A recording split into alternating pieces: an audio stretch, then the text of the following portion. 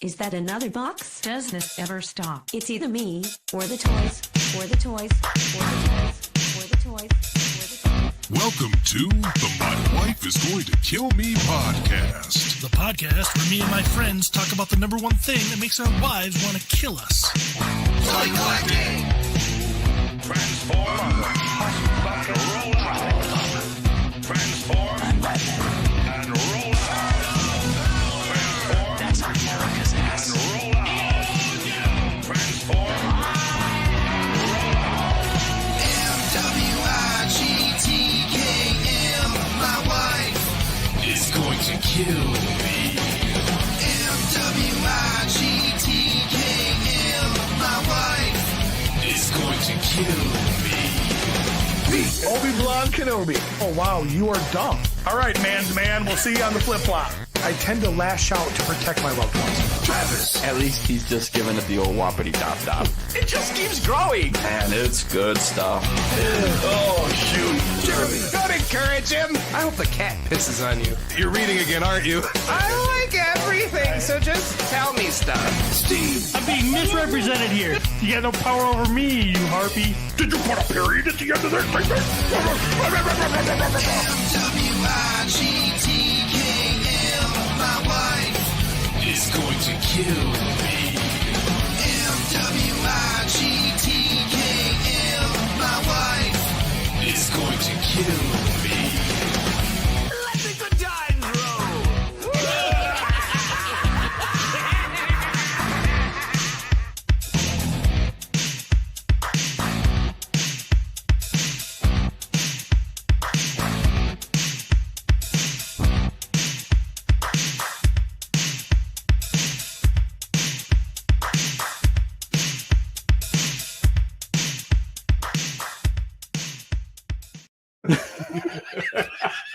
All right, everybody. I got infiltrated too, though.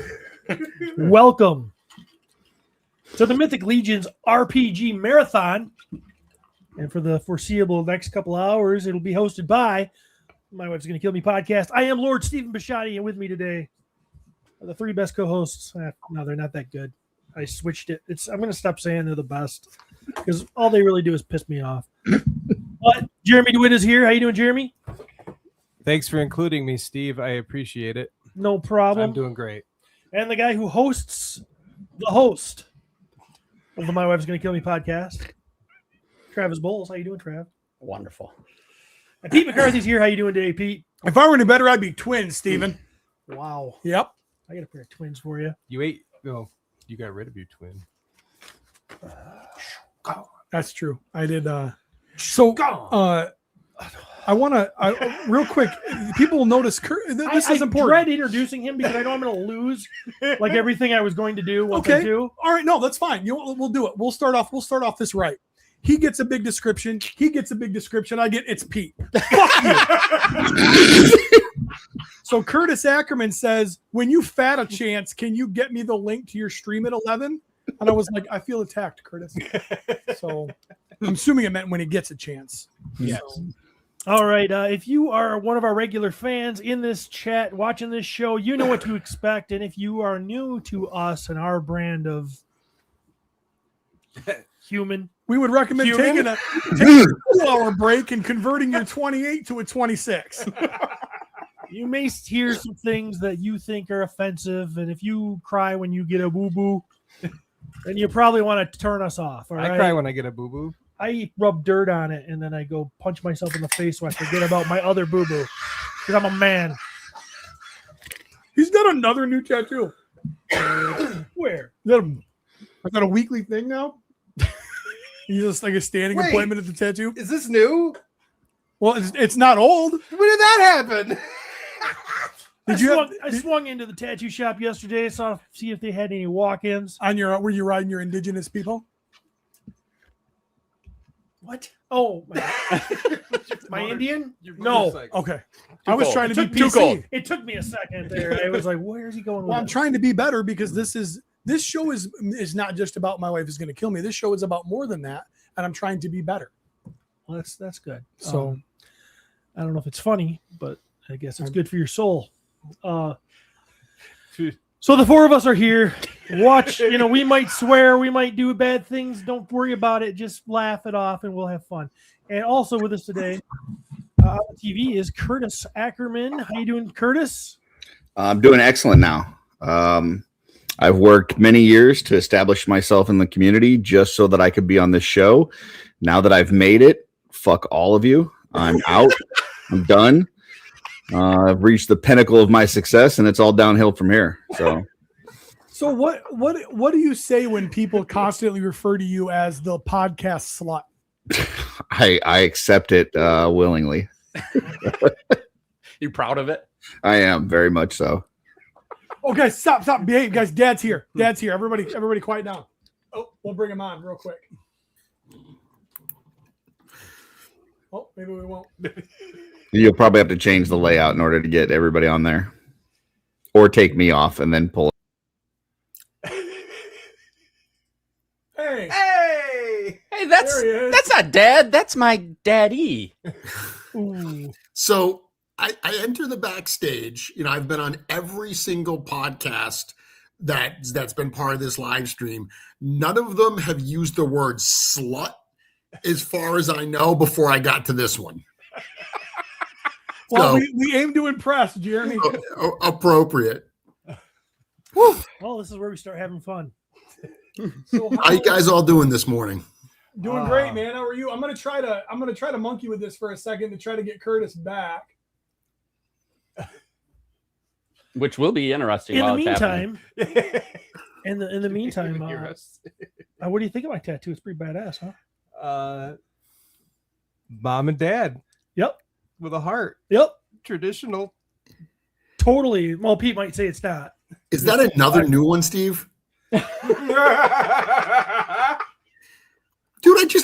I saw you like 2 weeks ago. Yeah, but I saw him 2 days ago. but I got this yesterday. I walked in and I drove by the tattoo shop. There wasn't a lot of cars out front. I thought, you know what? I'm gonna go in there and get some ink because that's what I do. Raimundo Martinez, $2. Sweet tat. Nice. Hey, Curtis, how do I make us big on this layout? There should be a layout that's like 3 from the left, something like that. What's it look Just like? try the different layouts on the bottom until one of them works. Oh, I'm on this one. Is that it? oh, We do a spotlight layout. Let's try that one. Let's try that one. Ready? Boom! I'm so proud of you. My mama is applauding in her Ziploc bag on my mantle right now. She's so damn proud of me. Who needs Cody? Wow. Mini Pizza Steve is starting to look like the TMNT figure tattoo. That's very true. Sweet. Grow your hair out a little bit.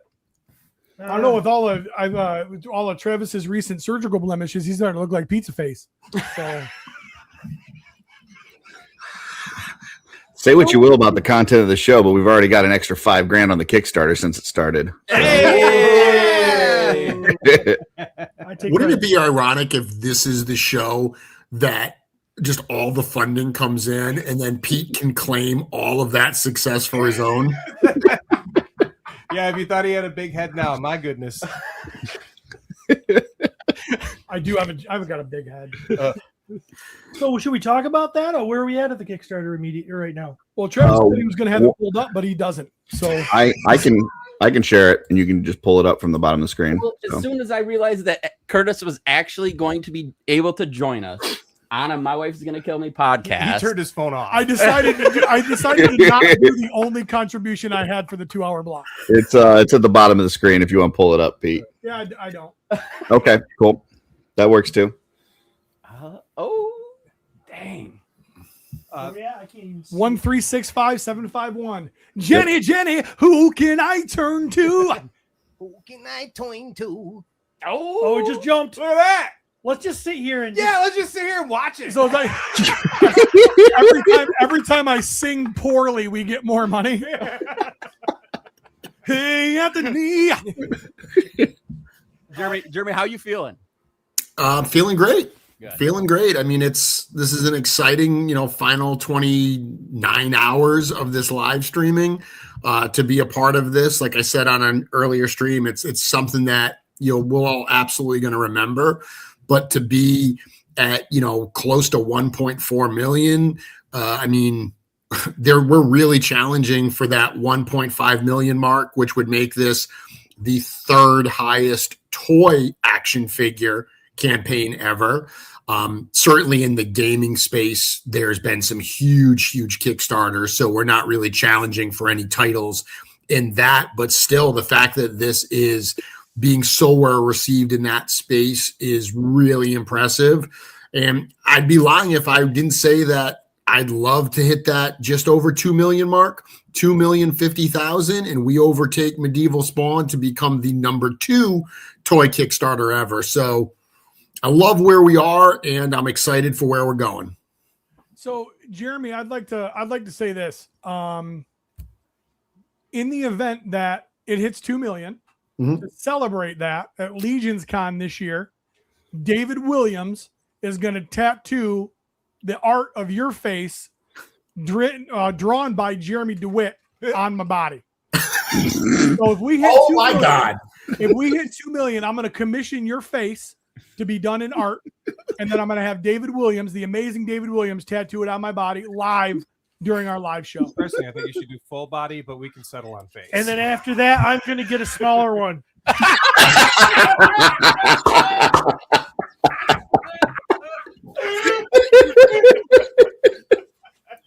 This son of a bitch. So, guys, what I'll get, Jeremy, is I'm going to get that like you on my arm and then your arm going up into my fist. So then I can give everybody the middle finger that you're not allowed to. Boom! Oh my God. Because you, Jeremy Gerard, are one of the classiest people I've ever met. And I just want everybody to know how classy you are. Guys, I need to go because I have to go update the campaign for the $2 million unlock of Pete's tattoo. Jeremy, That's Pete legit. gets a You all tattoo. heard it. So, oh goodness, that would be. should we ask your wife, Jeremy? Would be like, hey, would it be okay if Pete got my face tattooed on him? Pete, my wife really, really likes you, so I think she would find it delightful. Awesome, perfect. Francisco sent us $2 and said, "Why are Travis and Curtis not shirtless yet?" Nobody's asked. We're trying to keep it clean, man. This is all about the 4 horsemen. And $2. Yeah, come on. I mean, come on. Travis does that shit for free. From Francisco? So then when you convert that to American, it's like $1.50. Oh, Jeremy, before you step off, I do want to say thank you. Jeremy was nice enough to give us a little bit of info, some kind of little bit behind the scenes stuff to make our show happen today. So without his help and without him being a good friend of the show, we wouldn't be able to do kind of what we have planned for our 2 hours. So I greatly appreciate that, Jeremy. I tell Cameron, I corrected some typos. I sent it back. Just, no big deal. Just throw my name on the box or whatever, and we'll call it good. So sounds like a plan, guys. Hey, enjoy the rest of the show. I'll see you all later. Thanks, Jeremy. See you, buddy. See you later. See you, buddy. Later. You Well, can, now make, that we you got can that make- yeah, you can make me small now again. You can. There you go. Now, Oh, there we go. drag you over. There we go. Start I'm just here to babysit. I'll just be quiet in the corner. What the hell is Stotezilla's problem, man? We can take shots all day. I don't know if those are shots. Just speaking truth, man. Honesty has no place here, Stotezilla. No, it's super cool to see this many people watching us. And we appreciate that. We appreciate Curtis giving us the coveted White Lake U Sports Mini Mite basketball time slot on a Saturday, which is super cool. The 11 to 1. We figured they're like, well, people are going to need to eat and they're going to want to step away. We should put Meg Wig Tickum on during that slot. So, so what? Real quick, where are you guys backing? Where are you guys at as far as what have you put in? What are you looking for? I personally, I think I'm right around 500. and that is all Kickstarter exclusive items. Because Did you get any of the gaming stuff? The 2 items or 3 items that are Kickstarter exclusive is dice. So yes, the bags of skulls, and then I'm thinking one more item. Pins. So nothing to actually play the game.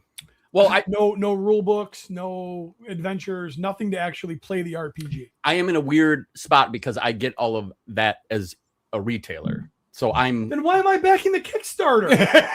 Son of a bitch! To support our friends. The friend that came on for 9 seconds and then left, ditched us with fucking Ackerman. Curtis, don't leave. We're gonna need you back. Yeah, we totally need you here, man. Curtis. I'm here. Hey, Curtis, I know I just shit on you, but how do I do this on the StreamYard? What have you backed it, Jeremy? I have backed it. I am not an RPG guy. I played Dungeons and Dragons maybe twice when I was a kid. And I played Dragon Warrior on the Nintendo. Does that count? No. Okay. So I'm super newbie when it comes to anything like that. But I like figures and I like skeletons. So of course, the 2 skeleton dudes. I got the bag of heads, the skulls. Yeah, as much head as you can get. That's give me all the heads. And then is it? Nah. I didn't do it. You did it. Nope. Hi. Then I also got some of the barbarian legs. I'll just throw the heads away. And then and then some of the weapons packs. So like I did this really cheap way of starting to customize figures, and for some reason I liked it. So I'm just kind of looking at making my own stuff. But hey, I'll play with y'all if you want me to. Yeah, that I'll give her a fun. shot. I'm not going to be good, but I'll play. How about you, Steven? I did the full party figures add-ons and beginner box. Did you just do it right now? No, I had to look it up to remember what I got. So I did log in to check it because I didn't know exactly what it was. I believe it was 10 figures or something like that. So that's where I'm at.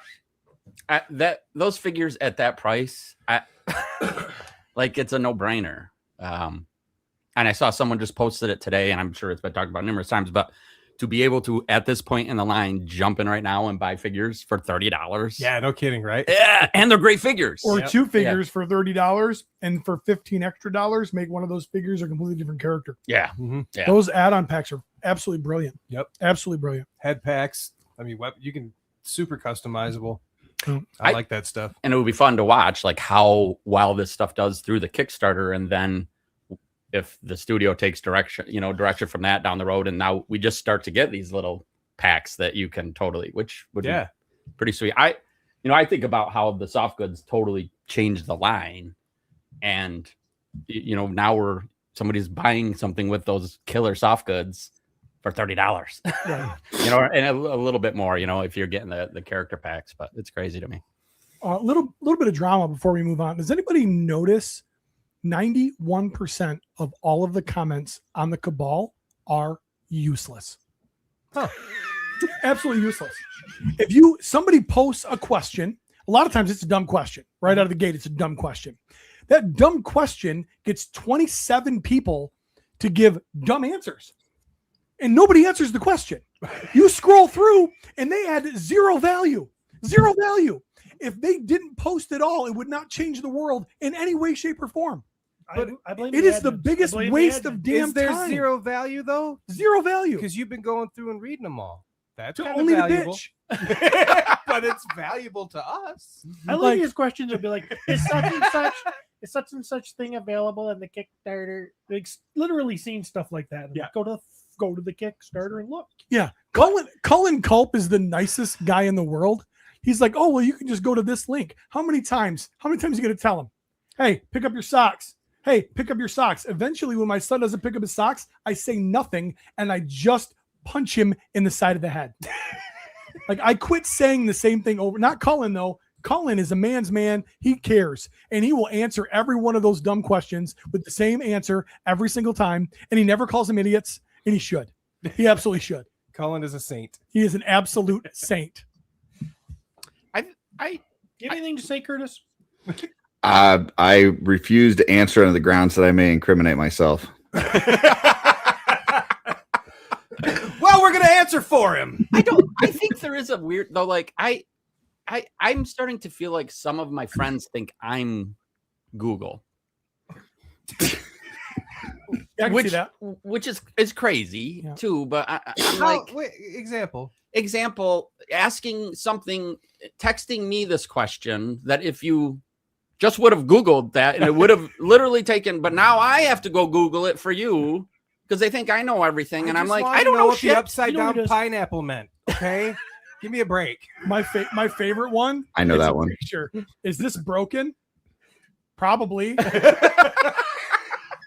I don't know. Go to a location that has an X-ray machine. Like I'm like, yeah, it looks broken to me. Minimally, it's dislocated because it's odd shaped. It's not supposed to be shaped that way. I don't have X-ray vision. You know what I mean? Do you ever think it's just people just want to talk to you? Maybe that's true. No, it's just conversation. No, and maybe you know what? When it is happening, it's people that I don't want to talk to, and that's why I notice it. We're losing human connection by going, just Google it. Maybe that's it. But if you don't want human connection, then no, I do. Just Google it. I do. I obviously I enjoyed this human connection. You know, so and this is full of dumb questions. Really dumb questions. Usually those questions make me laugh. The answers are worse. Yeah. So where's that Kickstarter at?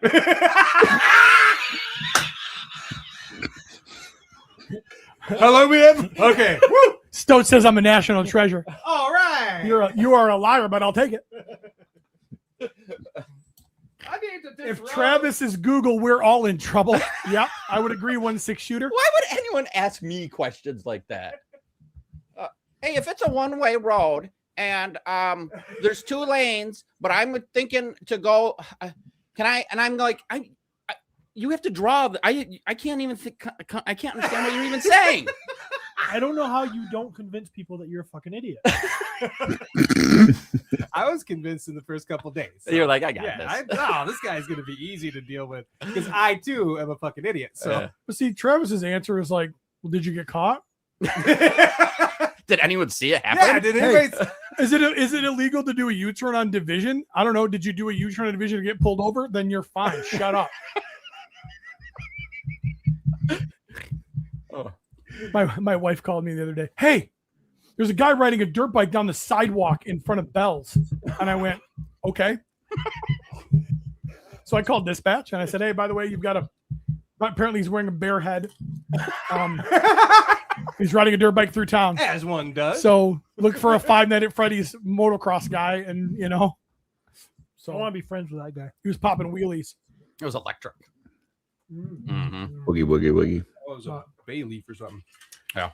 So, Pete, what did you back? What? What have you backed in the Kickstarter? I'm sorry. I was so taken aback that somebody actually asked me. In our defense, I'm going to say this. Okay. If you go back and watch any of these times, Pete usually will ask us all that question, and then he just steamrolls. Zero time. He gets Zero steamrolls right out. We totally forget that we even had to ask him a question. Curtis, they're onto my algorithm. Oh. I have. So this is what I want every week. I want to get laid twice, and I want Steven to go. Bah, bah, bah, bah, bah. Those are my weeks. So it's not time. It'd be unnatural for me to do it. I backed. I went the other direction. I backed all game stuff. Yep. I have not backed any figures yet.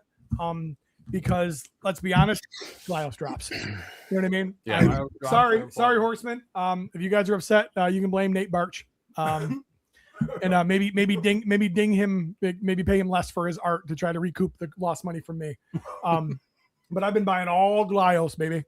So, but yeah, I brought 2 with me today. Look at that. Got my Easter weekend. What? And then this was one of the most like adventuring ones that I had. I was like, I'm going to bring him. He looks like he's going on a mythic adventure. So you're about to have that in mythic form. Somebody was posting pictures of them last night, and I don't know why I don't have mine. I'm kind of a huge supporter. I'm a friend of the Horseman, and I have nothing. It's really weird. I'm a friend of the Horseman. Screw you. I'm doing Glyos. Why haven't they given me a Oh yeah, it's something. Probably because That, you said but true to them. that tells you how much they love Pete. They did a Glyos figure in Mythic form just to get him back. They're like, we want Pete back so bad. That's what did it. Yeah. It got him good. Uh-huh. Yep. Now I'm in competition. I'm glad he fucking brought me on to Glyos. Never would have known. Never would have known. Well, I've got a lot going on right now in toy collecting world. Like, yeah, I'm banging Glyos, but I'm, obviously I'm all in Bala. I'm all in Savage Crucible. Like, I'm all over the place. So I got to spread my money out, Sounds like you're a very united guy. But let's get past that. Travis, you have some questions. So I can understand what happened too. The Horsemen were like, you know what? Our figures are good, but we want to add so much more detail and aspects to them. And when they did that, Pete goes, nope, not for me. I want 6 points of articulation. You know how many points of articulation are on that? Count them. No, you can't. You don't have your shoes off. You might be able to. Whatever. I got my shoes off. Yeah, you can twist his foot at the knee to make it look like his foot's broken. That's great. You can turn his head.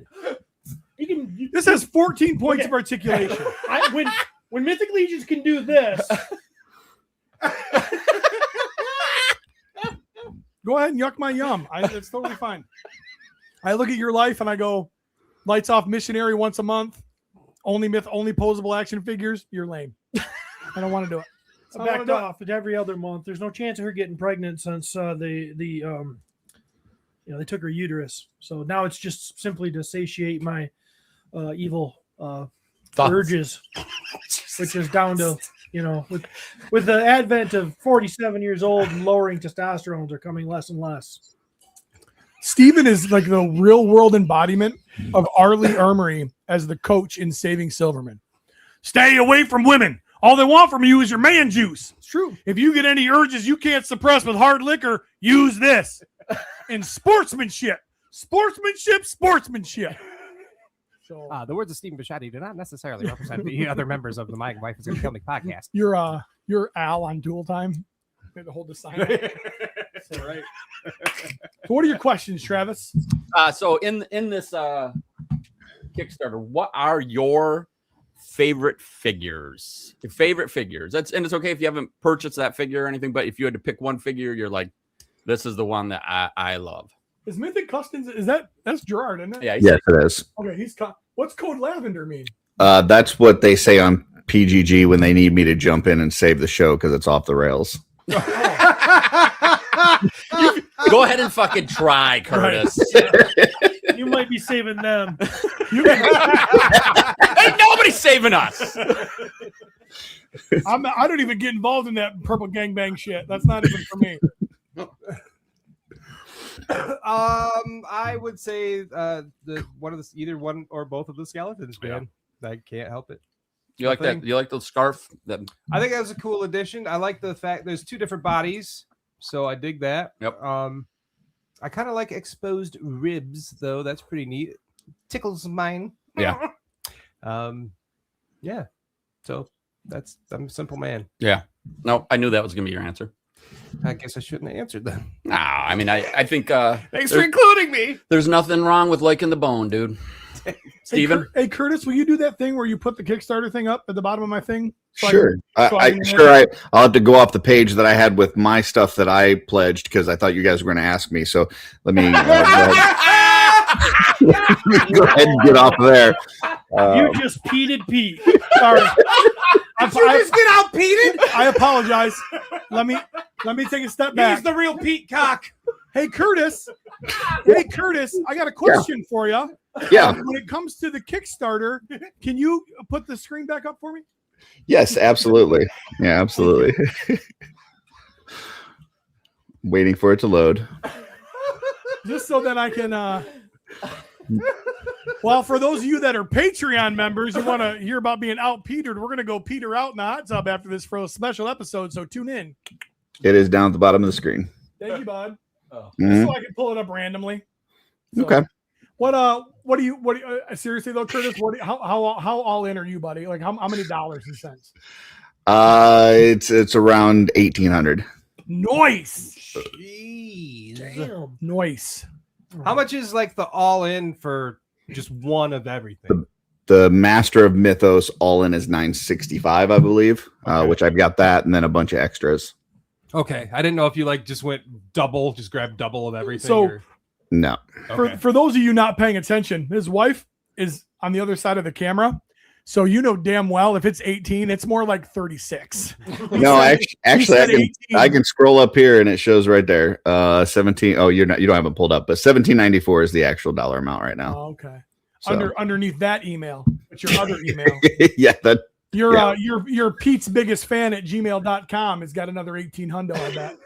I've been on with Brett all day, and I know that his pledge dwarfs mine, so it makes me feel better about mine. Have you and you don't have to say a name, but when you're talking about, like, you've obviously seen a lot of people. Mm-hmm. What is the largest pledge that you've heard from one single person?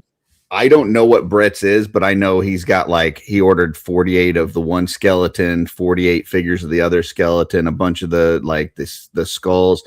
His pledge has got to be like a used car at this point, a good one, I think low mileage used car. So he did it. Who's Stokezilla? No, you know who Stoked is, but it's Holy shit! Yeah. Cross $9,000. Right, yeah. El Titty, right? Mini Pete's Yeah. Well, it's tidy, but you can pronounce it titty. That's fine. El Titty. Tidy. Yeah. Never once would I have looked at that and thought that was tidy. That's literally how you spell tidy. It's not even. Yeah, it's not even spelled wrong. It's How do you correct. spell titty? T-I-T-T-Y. No, but titty. Two D's. Okay. Titty. Okay. Titty. Well, I'm sorry. I'm still gonna call you El Titty. He likes some Spanish titties. You know what I mean? Doomed Custom says 2.2K. Oh my goodness. The average as of last live stream, the average dollar amount for a backer was $442. Damn, son. That's awesome. That's triple mine. Raymundo's asking if we are going to be streaming a gaming session at release. We should. Oh, I will be. I don't know if you guys will be there or not. So yeah. Depends on how much alcohol. Speaking of that, cheers. No, to the Horseman. And to the Horseman. What, is that a canned white Russian? Yeah. Wow. Your buddy Travis got it for me. I love that thing. Should have a fucking umbrella in it. Oh, wow. Oh, that's gross. Steve had enough on Po2 the other night. All right. So, what were your questions, Travis? Your favorite figure from this Kickstarter, Steven, what do you got? I'm gonna go with the Rogue. Oh yeah. I mean, he's blonde. He's hot. He was my number one. He's got a lot of leather and swashbuckling boots. A lot of things I like there. It's a lot of stuff that we've already gotten, but it doesn't matter. It's still beautiful. Yeah. And it's a perfect base body for putting all kinds of heads on. Yeah. No, More head, the better. Yep, without a doubt. Peter? I have no idea. I would say the one they unveiled at MesquiCon is probably my favorite because of the, Yep. And I would say that is mine. I would have said the Rogue, but now to go to the Dark Elf, that hits a lot for me, which obviously is one of the reasons why I love this line. Curtis, how about you, buddy? What's your favorite? Same. I've seen some people that aren't as high on that villainous paladin, but I tell you what, you see that thing in hand, and this is not I know Trevor didn't shoot the picture, so this isn't a Trevor, pictures don't do it justice kind of thing. But seriously, that thing in person is amazing. I told people, I've been there for quite a few G-Cons. I've seen a lot of reveals. It's the most impressive figure I've seen revealed in person. So. 1/6 shooter. Thought you were going to go with the Wizard. Yeah. The Wizard's cool. I like it a lot. I like all of them. Come on. Except for the one with the cat head. Never been big on cat heads. Fucking Cody. But I'll rip that son of a bitch out, throw it across the wall. Did you see this comment? Oh, sorry. Did I touch your new tattoo? Question. 1,520% funded now, according to Kickstarter. At this point, with 24-hour podcasting promotion, are we beating off an already nutted horse? Can I take this one? Can I take this one, Pete? Yes, please. As long as it has the Milking Minotaurs reference, yes. So we had a stretch goal at 1.5 million, which we're not at yet. The Horsemen, in their greatness, have unlocked all of that stuff, but we still need to get to that 1.5 million for them to be able to, get what they need to out of this and everything. So we're still pushing for that. Plus, there's 2 other Kickstarters that have finished ahead of that, 2 Todd McFarlane ones. One of them at 2 million, one at 3 million. If we could knock Todd down a peg, that'd be awesome too. So there's still some things to shoot for. I heard Todd's going to be at a convention this fall. Yeah.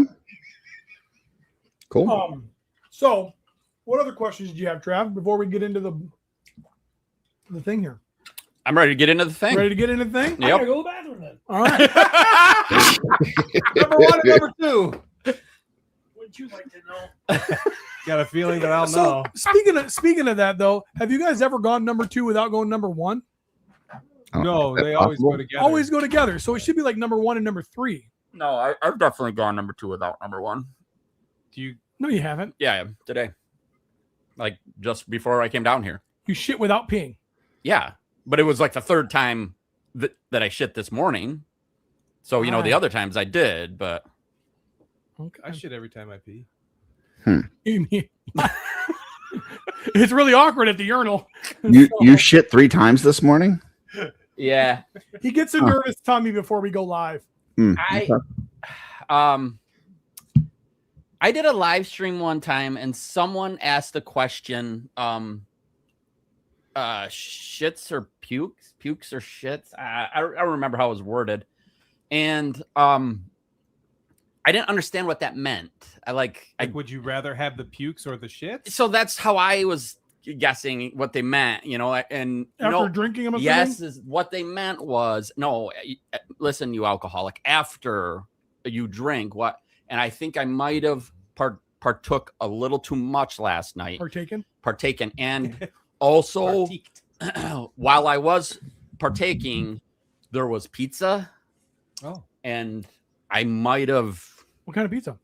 Bernio's. Okay. Did you get your weird shit? Yeah. Yeah. Like all the things you would not like. Yeah. I might have ate a whole pizza. Might have. I can't even eat a whole pizza anymore. Oh, you dog. It was not a good choice. The difference between 22 and 45, like when you were 22, you woke up and you're like, oh my God, what did I do? Yeah. And she was ugly. And now you're like, oh my God, what did I do? Because like the empty box is in bed and you have grease on your mustache, So. And it was a Firebird pizza. Oh. So spicy. Yeah, and there's 3 levels, and I kind of think level 1 is warm. Well, we were like, let's get level 2, and so this morning has been interesting. Yeah, that's fun. Gauging on how long Steven's been gone.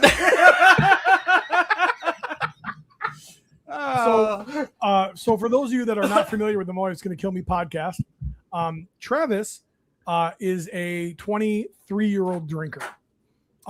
He went big part of his life absolutely sober, and for no reason other than he just loved watching drunk people. And then he almost died. Appendix almost got him, and then he decided, I'm going to live my life. So like now we go out to the bar and like he still the bartenders chuckle because he'll like order a screwdriver.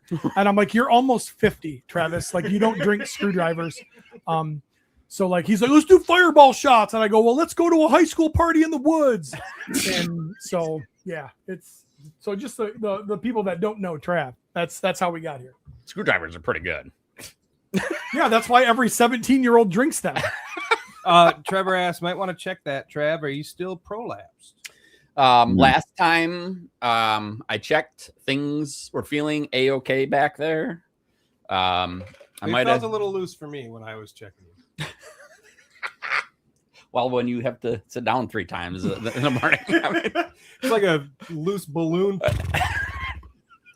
like a horse. All right, how you doing, Steve? Good. Feel better? I had to go all the way upstairs because There's a girl in the shower. Ew. Now had it been a man. Oh, Only real men walk in on men. All right. ugh. All right. So what are we doing again? So Jeremy was nice enough to share some intimate details of the RPG for Mythic Legions with us. So what we're going to do today is we are going to build our first character within the RPG. So in front of you, you have your character sheets designed by, if I'm not mistaken, Emil Vickman, right? Mm. You did a bunch of the graphic design for all this stuff? He did do a Correct. bunch of graphic design. I don't know if he did it all. I don't know if he did these, but he did a ton of it, and it's awesome. He And it's did the character sheets. Yes. He did. Okay. Yes. Oh. So God, I'm so glad you're here, Curtis. Yeah. right out of the gate, you can't play a role-playing game without your own set of polyhedral dice.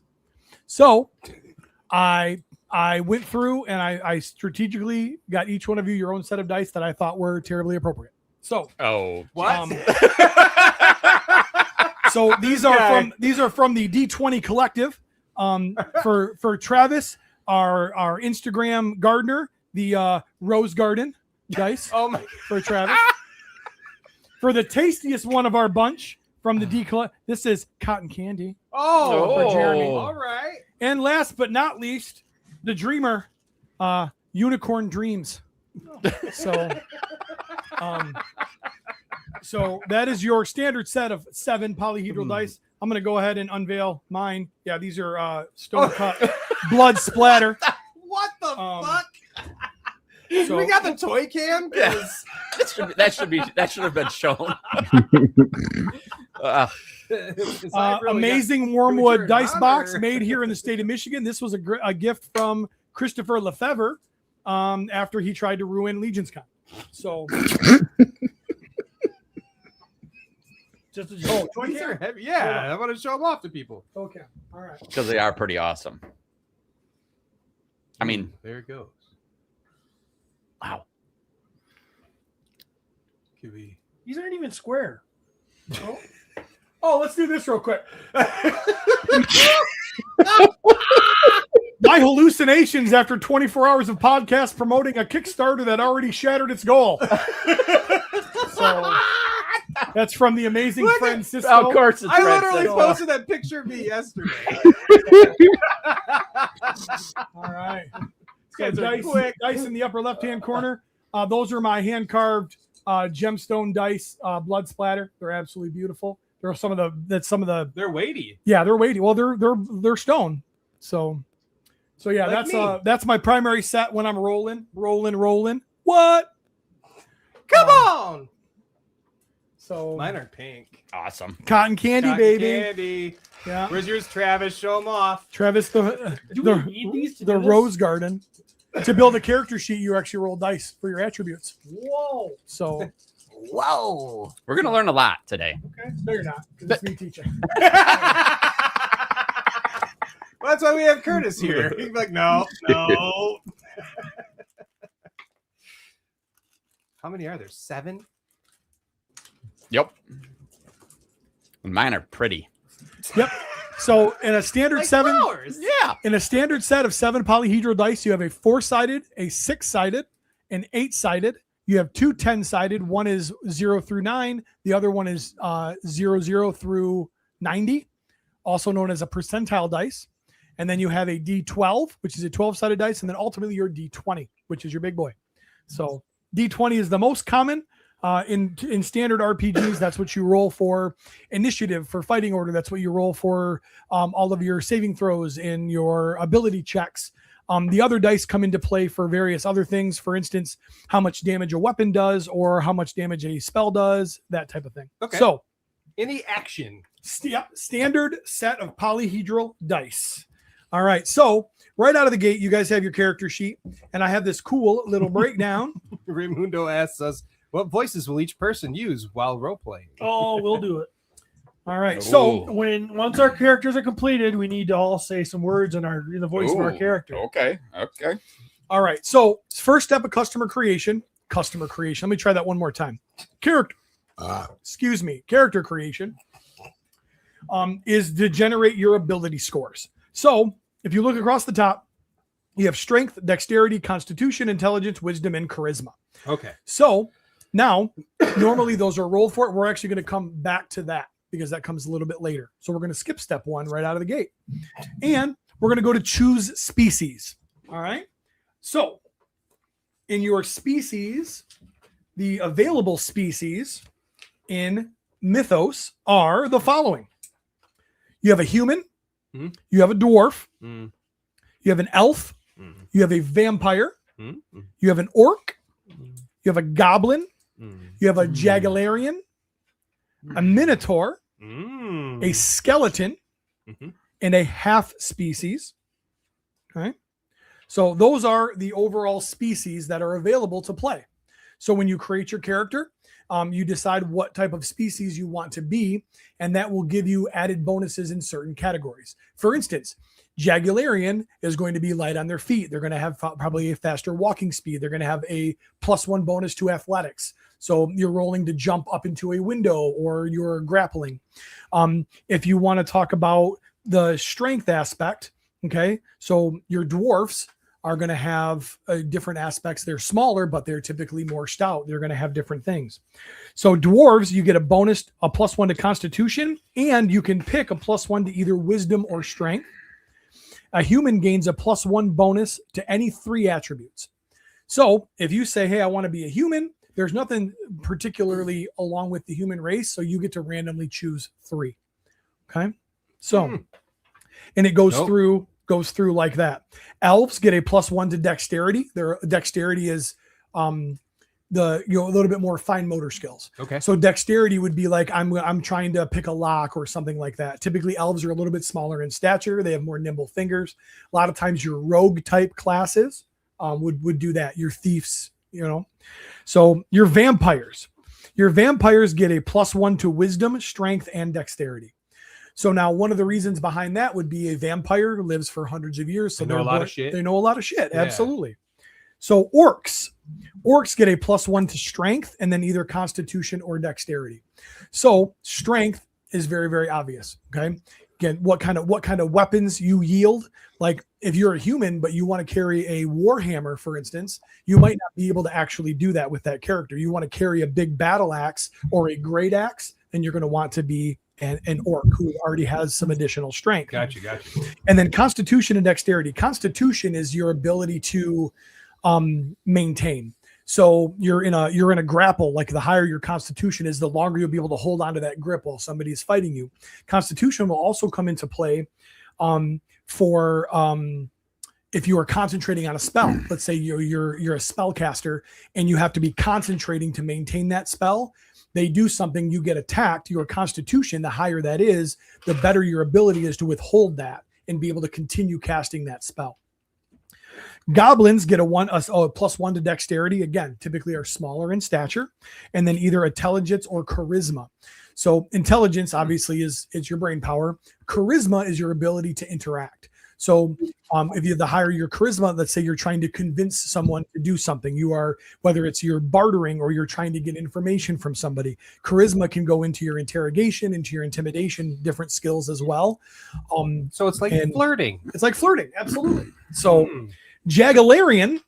So your Jaguarian gets a +1 to dexterity and then either wisdom or charisma. Like I said, dexterity, your ability to move, your ability to be nimble.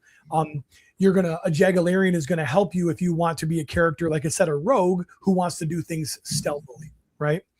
And then Minotaur, you get a +2 in strength and then either a +1 in intelligence or wisdom. Again, a Minotaur is a great creature. They're known to be milked. Skeletons, you pick a +1 to either strength or dexterity and a +1 to either intelligence or wisdom.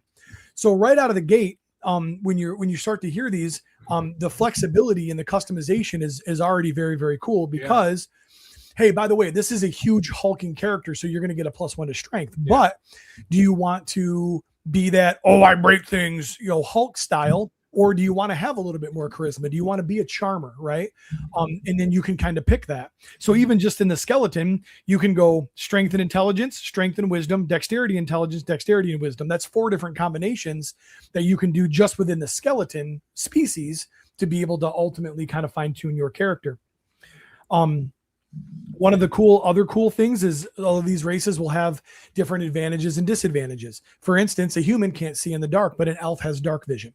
So, if you go into a chamber where there's low light, they would be able to see better, or maybe their sight distance would only be reduced where a human would be totally blind. Skeletons do not eat, drink, or breathe. So when it comes to like exhaustion after a battle, you may not be affected by that by being a skeleton. You may not be affected by the fact that it's been 3 days and you haven't had any rations and things. But everything is a give and take, because some of the things that you're going to get for bonuses, you're going to make sacrifices in other places. Sure. Like a skeleton, maybe they don't have great charisma because nobody wants to talk to a skeleton because they're terrified of them. So, all right. Skeletons also can't drink health potions, FYI. Yeah, see, there you go. Okay, so you don't need sustenance to survive, but somebody cannot heal you with a potion. That's a great point, Curtis. And I totally forgot you were here. Thanks for jumping in there. No problem. So, Curtis did make a comment. You want to just say it? We have gained, now we're up 12,000 on the Kickstarter since the start of the show. And the average pledge amount is currently at $443. Yeah, Wow. keep it going. all right. Yeah, people. So, and then you can do a half species. So now, the people that are familiar with the most common RPG in the world, which is Dungeons and Dragons, right? You have what's called a halfling, or you can be a half elf, right? So they actually are giving you the ability to pick the 2 halves that you want to have. So, okay, like I don't want to have my mouth full of your ass, but that just happened, which is amazing. So, It sounded like you pushed that one out. No, it just came out like that, like a missile. It's only it came from up high. Okay, it was in my diaphragm, and woo. all right. So, Steven, having Just a heard that, Yeah. what species would you like to play for your character? I haven't heard the This fart. is the best part. I'm gonna pick my species. Ew, yes, you are. I think I want to be an orc. All right, write it down. Yeah. So, Where do I write it? Yeah, where are we right? up at the very top, where it says species. Oh, okay. Okay. All right. So when we talk about orcs, a couple of things. They're almost everywhere in Mythos. They're only slightly larger than humans, with skin various shades of green, hair which is commonly black or dark, usually having tusks or very prominent teeth. There are other variations, of course, most notably the orcs of the infamous Fury clan that have bright red skin. This is not due to their heritage, however. Arcane ceremonies of initiation into the Fury clan result in the skin becoming red, regardless of their species. They're short-lived compared to most other species. They're due to their physiology, but also partly due to violence, which is so ubiquitous to the orc culture. So they don't live very long because they're constantly getting into fights and getting killed. So Just like me. oh, it gets better. I'm so glad you picked orc. Orcish culture is centered on the idea that might makes right. So the most powerful and often most violent enjoy the highest social status. So, Survival of the fittest. so again, +1. So +1 to strength or +1 to constitution dexterity. They're particularly hardy. They gain a bonus of +1 to any death save that they are required to make. They speak common and orcish. So on the top of your sheet, you should say languages. Character name, profession, player name, faction, armor, hit points, hit dice. Bottom left-hand corner, other proficiencies and languages. Oh, right there. Okay, Yep. gotcha. So write down common and orc. Common and orc. Yep. Yeah. All right. And then write +1 strength. In the same spot? Yep. +1. And then you need to pick between either constitution or dexterity. Constitution would be like durability, right? Yep. And that's you would want that over dexterity for I know how you are. Do you want to be a nimble orc or a brutal orc? Well, I mean, you could take a beating, right? And give one, I would assume. Constitution would be how long you could last in a fight. Constitution would be your ability to withstand pain and fighting, and it would make sense. So +1 to Constitution. Should note comment from Trevor. Orcs are led by a woman. Nice. I didn't want to say that till he picked. All right. So Jeremy, what species would you like to play?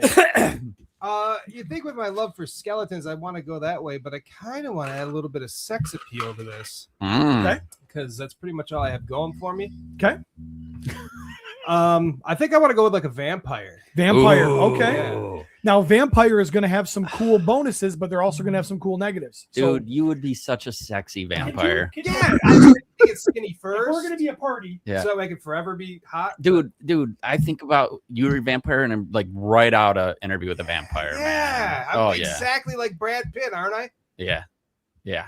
So if we're, emphasis on the pits, but yeah. if we were doing this, if we're gonna play it as a party, can two people choose the same species? Absolutely. Okay. Yep. I'm just curious. You can within a party, you could all do the exact same thing. Now, going out adventuring, it's better to try to mix things up. So you have a healer, you've got a battle guy, you've got a spellcaster, but no, you can do it any way you want, and that's part of the fun.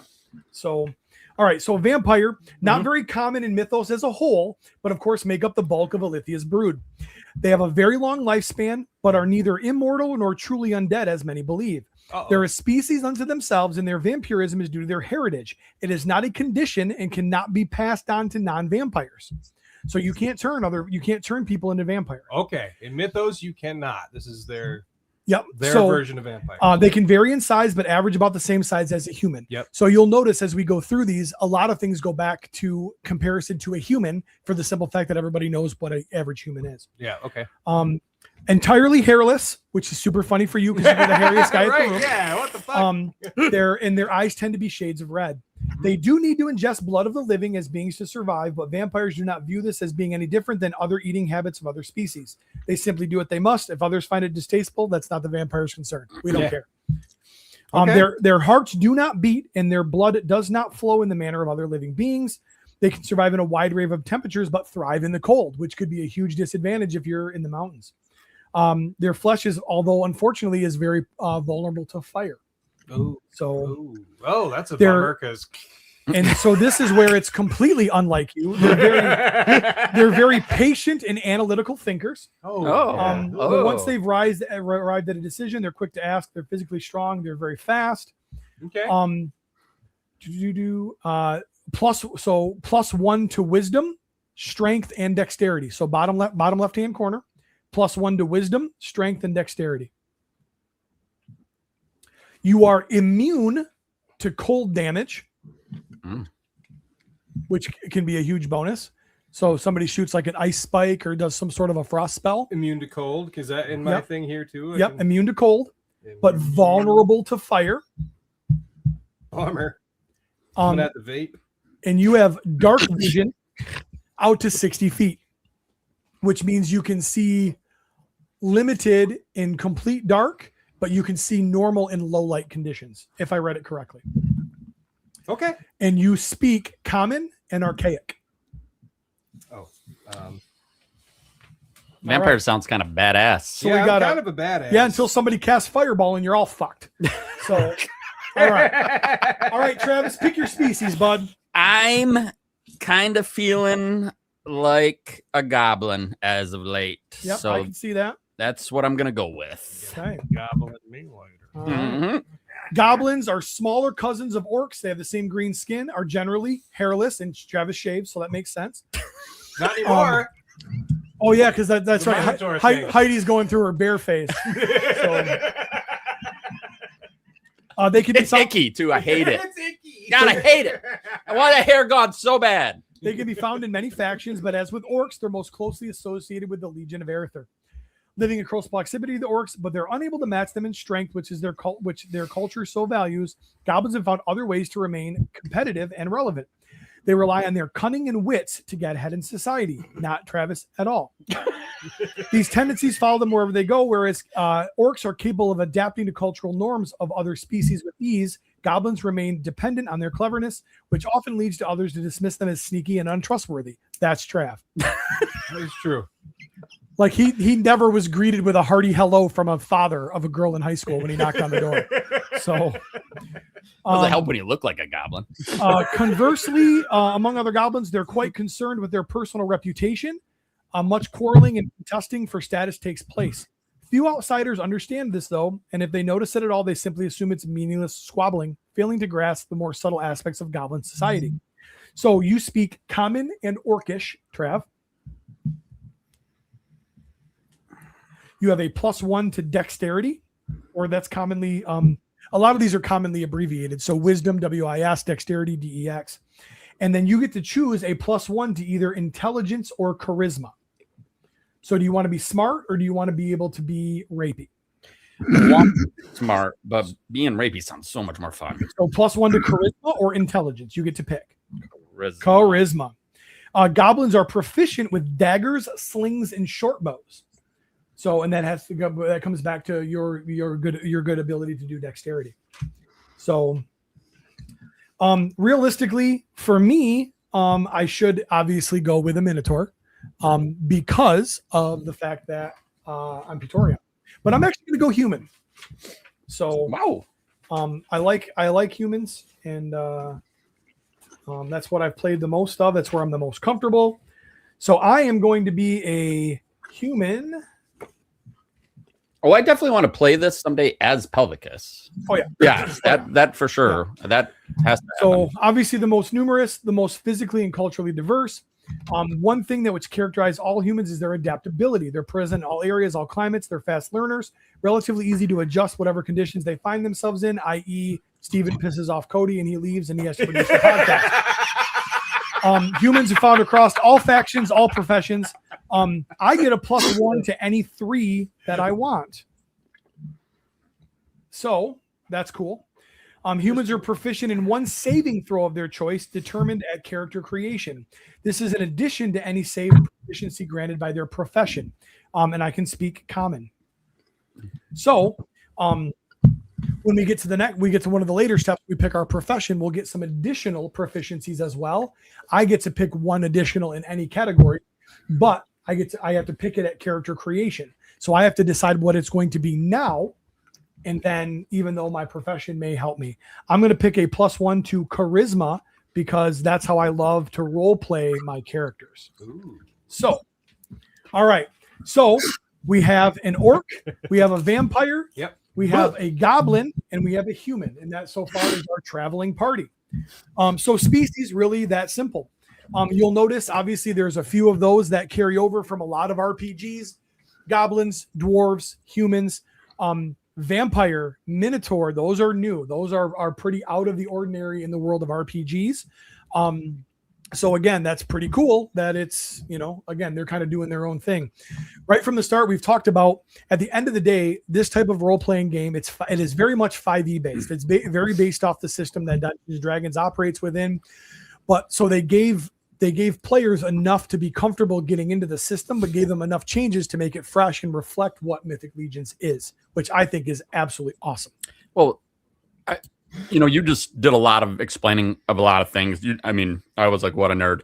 But what I love about this is I feel like it's helping to flesh out those characters, right, and the species, and that's it's a just little more personal. Yeah. Yep. Well, and what's been super funny is in my current D&D campaign, my character has very, very low charisma.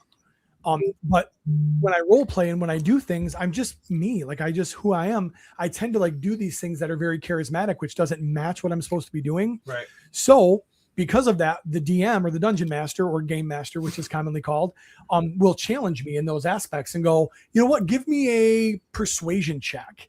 Because I'm not supposed to be doing as well as I am. Right. Yeah. Okay. And then sometimes I've come up with some I'll get inspiration tokens. He's like, you motherfucker, that was sweet. And and a bonus for that but when it comes to a lot of the logistics of the game, I still don't get those. And like I said, it's a really cool way to flesh out your character. So, all right. So step 1 of character creation is done. We picked our species, which, just for shits and giggles, what species would Curtis have chosen? Minotaur. Yeah, you're damn right. I'll milk it all day. I would like to point out that Mini Pete says that it's ironic that Pete's best opportunity to be human is in an RPG. You're not wrong. So now for those of you that didn't pick up on it or unfamiliar, commonly called races. In the world of RPGs, races, they're calling them species. So that is one big difference between a lot of the 5e lore is you pick a race and then you pick a class, where today we are actually going to pick a species and a profession. It's the same thing. Okay. It's just worded differently. Yeah. So, all right. It makes it unique to them. Absolutely. So next step. So we're going to choose our profession. All right. So we're going to run these down. Now, these are our profession. These are very similar. Now, this is the cover sheet. This is a down and dirty. Yep. There is a lot of information per each of these that I have. So scratch the surface. Jeremy, we're going to start with you this time. Are we on the next page? What? I think you can stay on the first. This is going to be on the first page. Yep, up at the top, test. right above species, it says profession below character name. Oh yeah, right at the top. All right. Box. So the professions, each character has a profession. This helps define their abilities, skills, and even their outlook on the world. A character of any species may have a profession. There are no restrictions in this regard. So what you picked already as a species does not limit what your profession could be. Okay. Now, you may find that if you pick a species who has these downfalls and a profession that has these downfalls, you could be doing yourself a disservice. Mm-hmm. But there is no game rule restriction. You can be whatever you want to be. It's like the Army. So, it's not what the Army says. Be all you can be. What? Not anything you want to be. Oh, I forgot they told that to you when you were getting your tattoo in the barracks. Raymundo does ask, is the game system / book already done? To the best of my knowledge, it is overgoing like some fine tuning and some finishing touches. Oh, we have some comments here too. Yeah. Okay, go ahead. Sorry. Brian K. Bergman says, yes, it's in the final layout now to be ready for the printer very, very soon. Thank you. Brian, by the way, is working hand in hand with Emil on this stuff. Okay, perfect. Awesome. Perfect. Oh, so he's Isn't it awesome? So he's actually like a legit guy. He's not just some random commenter that's like, well, I've been in the Cabal for a year. I know everything. So, correct. Get your hands thank off you for that, Brian. Get your hands off my man, Brian. I don't know. He also has a sweet blue mohawk. So, Brian, I don't know exactly what you contributed, but the glancing that I've been able to do with some of this stuff, you guys are crushing it. Keep up the amazing work. This has been super cool. So within the professions, barbarian, a warrior ruled by their fierce passions, able to fly into a rage to empower their weapon attacks and increase their durability. So what that means, if you're a barbarian, you can actually rage. And when you rage in a fight, you get better damages, and you also get the damage done to you. Like in 5e, it's cut in half. So attacks don't hurt you as much. But you also, a lot of times with rage, you'll get disadvantage on an attack roll. So if you hit, you're going to do more damage, but it is harder to hit because you're flying off in a blinding rage. Gotcha. So again, pros and cons. Cleric. Cleric is a holy person, a follower of one of the gods of mythos, able to heal and cast spells granted by their deity. So with a cleric, you would actually choose what deity you align with, and that would help you be who you are and how you would play that character. A druid is a spellcaster that is at one with nature, gaining magical abilities through their connection to the world around them while instantaneously posting pictures of their flowers to Instagram.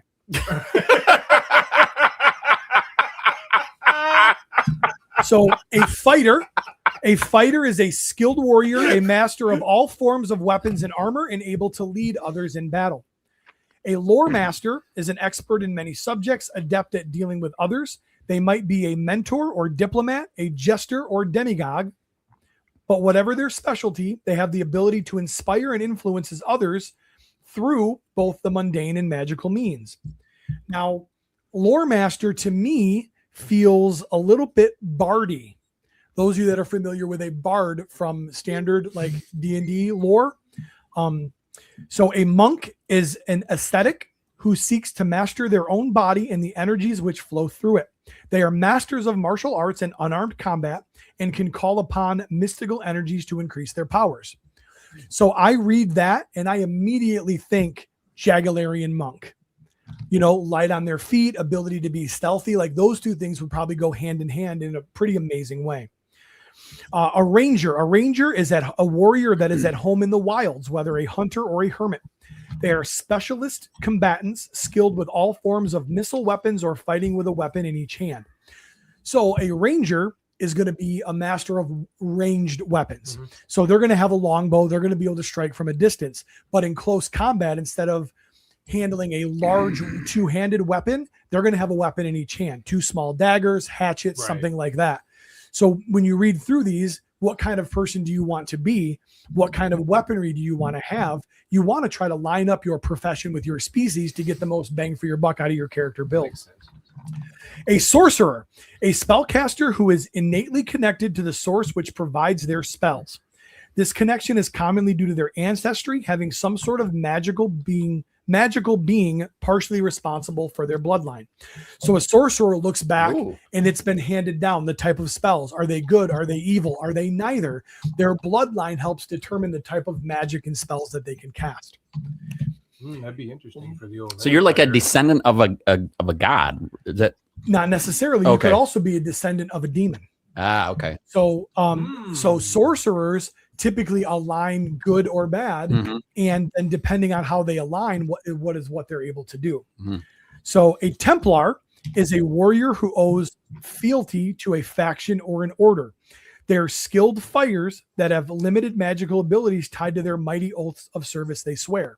So now a Templar is going to be lawful good. For instance, if you align that way, these are your abilities. Your character can't do things that would go against what their belief system is. Right. So, I want to steal this. Well, guess what?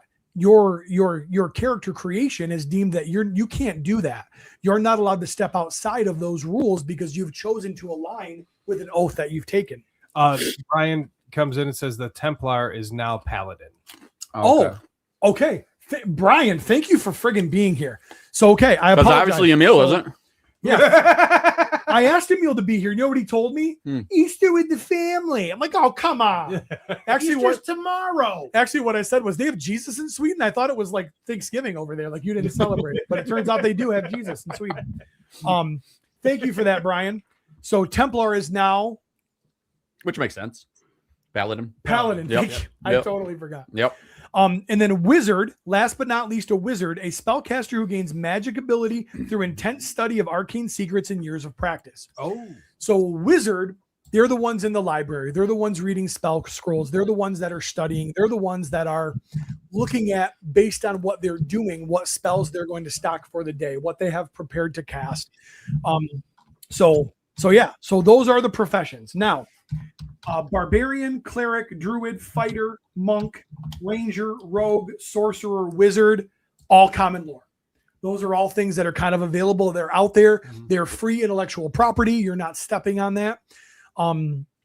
So again, you'll see warlock sometimes. Warlock is available in D&D. Yep. But a paladin also available in 5e. But again, that's Templar listed here.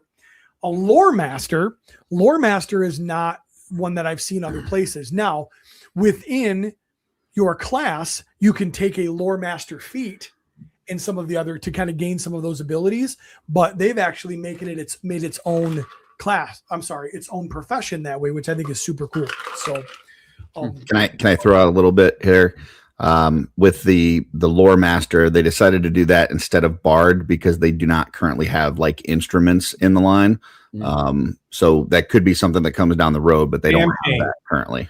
So in reading the description, then we were right to think that it felt like a bard. Yes, very much. All right. So Jeremy, it's your turn to pick profession first. Goodness. Yeah. There's so many options. There was quite the list there. How many was there? Like 8 to 10 or 300, I think.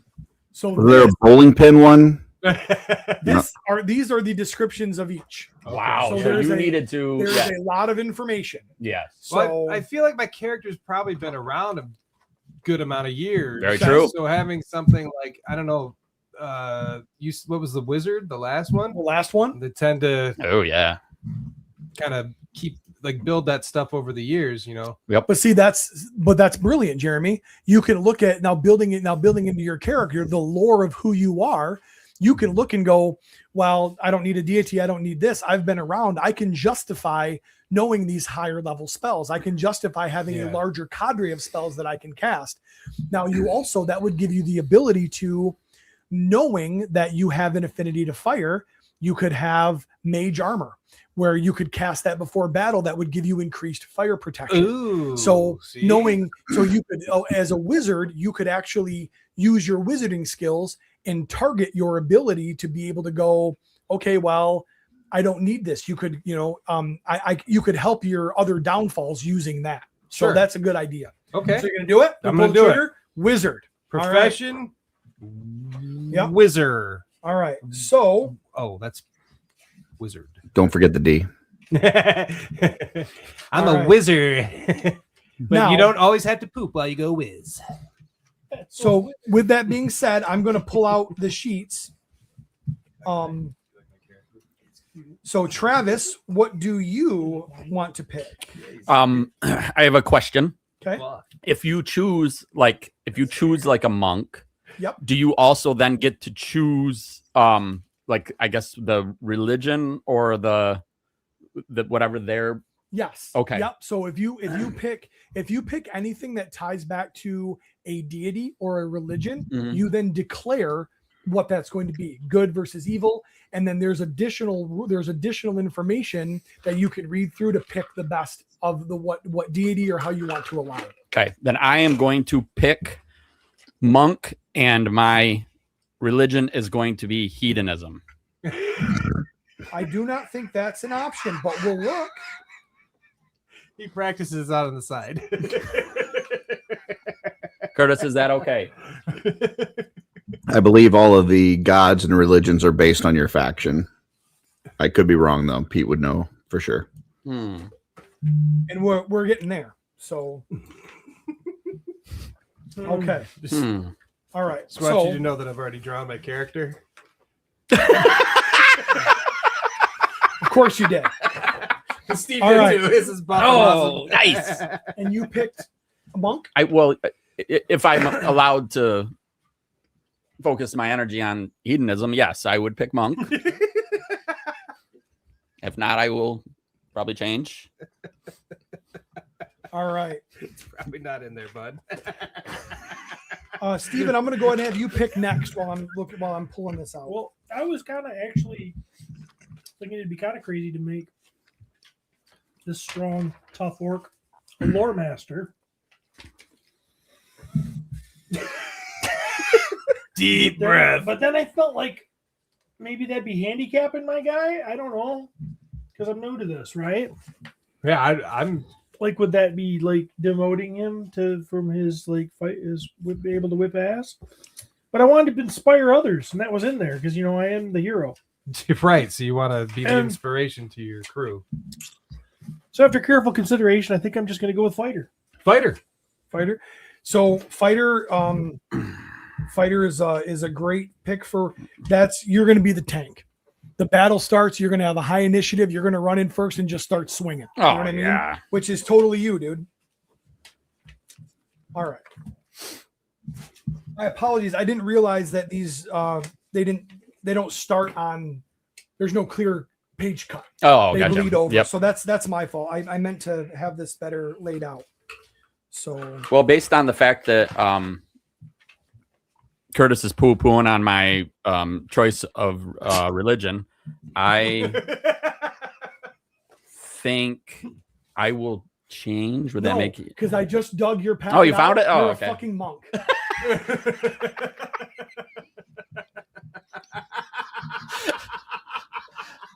I don't like this game already. Travis chose religion, and now he's like, now Pete's like, you can't go back. Okay, no. What do you want to do? What do you want to change? No, I could do that. I could be. Well, what do you? No, just what do you want to do? I need to find it. So I'll be a rogue. well, that's what I was. Gonna do. God, I beat you to it. Way to ask us first. Yeah, if you're gonna take my dreams away from me in a game where I thought I could have all my dreams. Can I be a female? Do whatever you want. Yeah, the gender isn't here, is it? Nope, you play it however you want. Oh, dude, I'm playing myself as a guy because I'm a guy. All right. It just feels So fighter. I already drew mine with a flat chest. Although if I was a chick, orcs are just. maybe I will be. Female Maybe I'll orcs are just Adam. turn these into Hooters. While Pete's looking for that, with 40 minutes left in the show, you guys have exceeded the Kickstarter count of any show that we've had so far. Woo! Look at my surprised face. When you say that, Curtis, what's that mean? The Kickstarter has gone up 17,000 since we started the stream. Oh, yeah. That's pretty damn good. Yeah. I mean, it's probably because it's like winding The, down. the highest before this was 15,000. And what show was that? That was the last one, Legion's Ladies Live. Yeah. I will say that probably goes out to our 7 fans in the chat who are definitely putting down some dollars for this. By the way, all these funny comments that are being posted up there, we would love to see them, but money talks. So super chat it, and then we will read it. Speaking of. Yeah. Raymundo says, top orc must preach. Lore master. All right. So deep dive these a little bit. So I have the cake. So Travis has chosen rogue. Okay. So you are a goblin rogue. Yep. Which actually makes a ton of sense, right? I saw the shadows thing, and yep. A rogue is many things: a thief, a trickster, an infiltrator, a trap finder, a liar to get goblins into the sack, a master of many skills that have an array of abilities which suit them for any situation. So you use a D8 to determine your hit points. So everybody has you don't do it right now. Okay. But so you have a D8, which yours is going to be low. Some of these other characters, they're going to get higher hit points. Makes sense. Right? Yep. You're proficient with all simple weapons, hand crossbows, long swords, rapiers, and short swords. You're proficient in light armor. So now if you want to wear medium or heavy armor, that's going to give you a disadvantage. Slow me down. Yep. So you have thieves' tools, which means you've got a lockpick set and what have you to look for traps. Your saving throws, you're proficient in dexterity and intelligence saves. You may choose any 4 skills from acrobatics, athletics, deception, insight, intimidation, investigation, perception, performance, persuasion, sleight of hand, or stealth. Wow. So you get stuff. to pick 4 of those. Mm-hmm. And so, like, for instance, you could look at that and go, well, I want to be sneaky. I want to go around unseen. I want to be that trickster. You could go stealth, sleight of hand, and then you could do athletics and perception. So that would give you the ability to move very stealthily. You would get bonuses on all your stealth checks. It would even increase your lockpick skills. But then also along with that, you would perceive the areas around you a little bit higher. So while you're stealthily going in, you could see a trap, you could see things and whatnot. We're going to need that on our team. Yep. You start with the following equipment: a rapier or a short sword, a short bow and a quiver of 20 arrows, or a short sword. So you could go short sword and short bow. You could go rapier and short bow, or you could go 2 short swords if you want to just go in 2-handed fighting. Mm-hmm. You have a burglar's pack, a dungeoneer's pack, or an explorer's pack. So you would then look at that and go, okay, which one do I want to pick based on what's in there? So a burglar's pack is going to have thieves' tools, pitons, they're the little things that people step on and that type of thing. A dungeoneer's pack is going to be stuff that's going to help you when you're actually crawling dungeons. And then an explorer's pack is going to be like maybe a compass, a map. You're going to have hempen rope, that type of thing. And we'll look at all that when you pick. Okay. So you start with leather armor, 2 daggers, and thieves' tools. So as you go through, so like at first level, right out of the bonus, you get a +2 proficiency bonus. You get a sneak attack feature, which is a 1d6. So what that typically means is on sneak attack, if there is another enemy or there is a person that is on your squad that is distracting the other person, or you are unseen, when you attack them, you get to throw an extra d6 dice for damage. Okay. Because they can't see you. So the expertise, sneak attack, and then you also have Thieves' Cant at level 1. Thieves' Cant is a separate language that sounds like you're just saying regular things, but somebody else that can speak thieves can't understands the code. So you could talk to somebody else basically in coded messages and be able to get information, which is very cool. As you go through, you gain cunning action. You get a roguish archetype. At level 4, you get an ability score improvement. Level 5, you get uncanny dodge, which is a bonus action that allows you to dodge away from an attack and potentially get harm. Ability score, you get to do an archetype feature, and it goes up from there. I'm not going to run through all 20 levels, but so within that, again, expertise, your sneak attack, your thieves can't. At level 3, you get to choose an archetype. So now this is an additional feature that you get to pick from. So once you've earned 3rd level,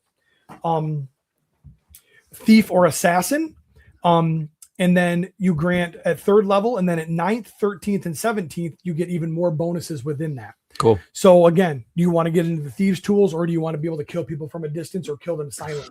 Right. Uncanny dodge, evasion, blind sense. So the thief hones their skills in the lascivious arts, burglars, bandits, cut purses, other criminals. At 3rd level, you can get fast hands, which your cunning action to make a dexterity or a sleight of hand check to get your trap, to unlock disarm a trap or use an object. So yeah, super cool stuff. Basically all kind of in that vein of staying stealthy. Yeah. Real quick, couple of super chats. Francisco, does Travis' character do bonus damage wielding sticks? Ooh. Goblin killer stick. Yeah. And then L Tidy says, hey guys, I'd like to donate a core rule book for you to give away before 1 p.m. Oh. That's amazing. Hell yeah. Thank you, sir. Pete will gladly take it. Yes. I think it's kind of bullshit. You spent $9,000 and you're going to give us a $30 book, but okay. Well, it's for a giveaway, so okay. No, Brent, that's absolutely amazing, buddy. We will definitely figure out the best way to do that before 1 p.m. Our time is up. So Well, what he's been doing, and I don't know if you guys have the capacity to do it, but there is a StreamYard giveaway tool. You just open up another tab and you put StreamYard.com/giveaway, and you can put in a hashtag. So you could put in like hashtag core book, and then people in the chat would put in that hashtag, and then you spin the wheel, it lands on a name, and that's who wins. If that's too much for you, that over? Go slow. Can you do this for us right now? I don't have admin controls over your thing. Otherwise, I could. Oh, do we do it? Where do we go? So open up another tab and type in StreamYard.com/giveaway. Hey, Travis, that's you, buddy. Because you have the keyboard. Oh. Real quick, Doom Customs. I wish you guys could have seen that. Dude, it's so funny. Doom Customs says this was awesome. Didn't learn much about the game, but I know Travis is regular. Yeah, he is right here. About the game, I've been talking nonstop about the game. I studied my ass off for this. Are you kidding me? You did wonderful. You're doing wonderful, Pete. You're doing awesome. You have to tell me stuff to pick as a fighter now. I want to get this up and running though, so people can start doing the ready hashtag. right now. So I'm putting in StreamYard. .com/giveaway. And it should pull up a thing where you can select. Com is COM, not CUM. And then you select this stream, and then you have to put in a hashtag. Okay, so you said StreamYard // Yeah. So that's It's the one that faces forward. Now and then giveaway. GIVEA giveaway tool, right? No, just giveaway. Just StreamYard.com/giveaway. Okay. Holy shit, So he did nailed it. Choose a live stream. Yep. Choose the live stream and then type in a hashtag. Like hashtag Steve's cool. No, I think LTD. Hashtag rapier. Hashtag ELTITTY. LTD. Oh, so I got to put a hashtag. Hashtag ELTITTY. All right. It's like And then you should be able to pull it up on screen so people can see it. And then they will start putting in that hashtag. This is killing me, Smalls.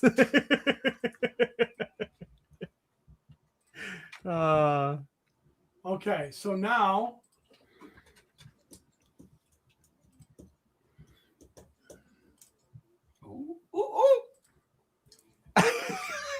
Can we do this during our real show? Yes. Yeah, Yeah, we totally. All right. Curtis, where have you been? That's the hashtag. He's been only been trying to get on our show for 20 years. He deletes it. They will start putting that in, and you'll see the entry numbers go up, and then whenever you're ready, you just hit draw, and it'll spin the names and land on one. Perfect. But you don't have to keep this up on the screen. You can take it down if you want. All right. Until you're ready to spin it.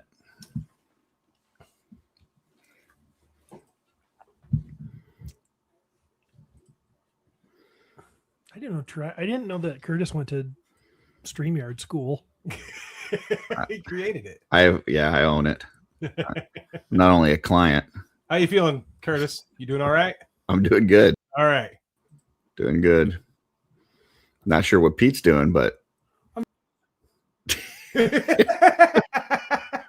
We mentioned we lost our producer 6 months ago, and there you go. There you go. All right. Okay.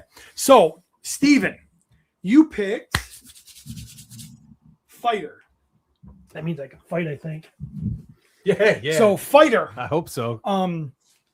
Almost all characters will fight at some time, but it is a fighter who's the most focused on profession at arms. Fighters master not only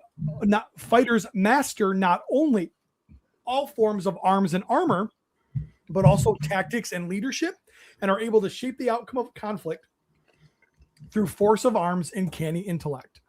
And canny intellect, that's because your forearms are shaped like big Dinty Moore beef stew cans. They look like bowling pins.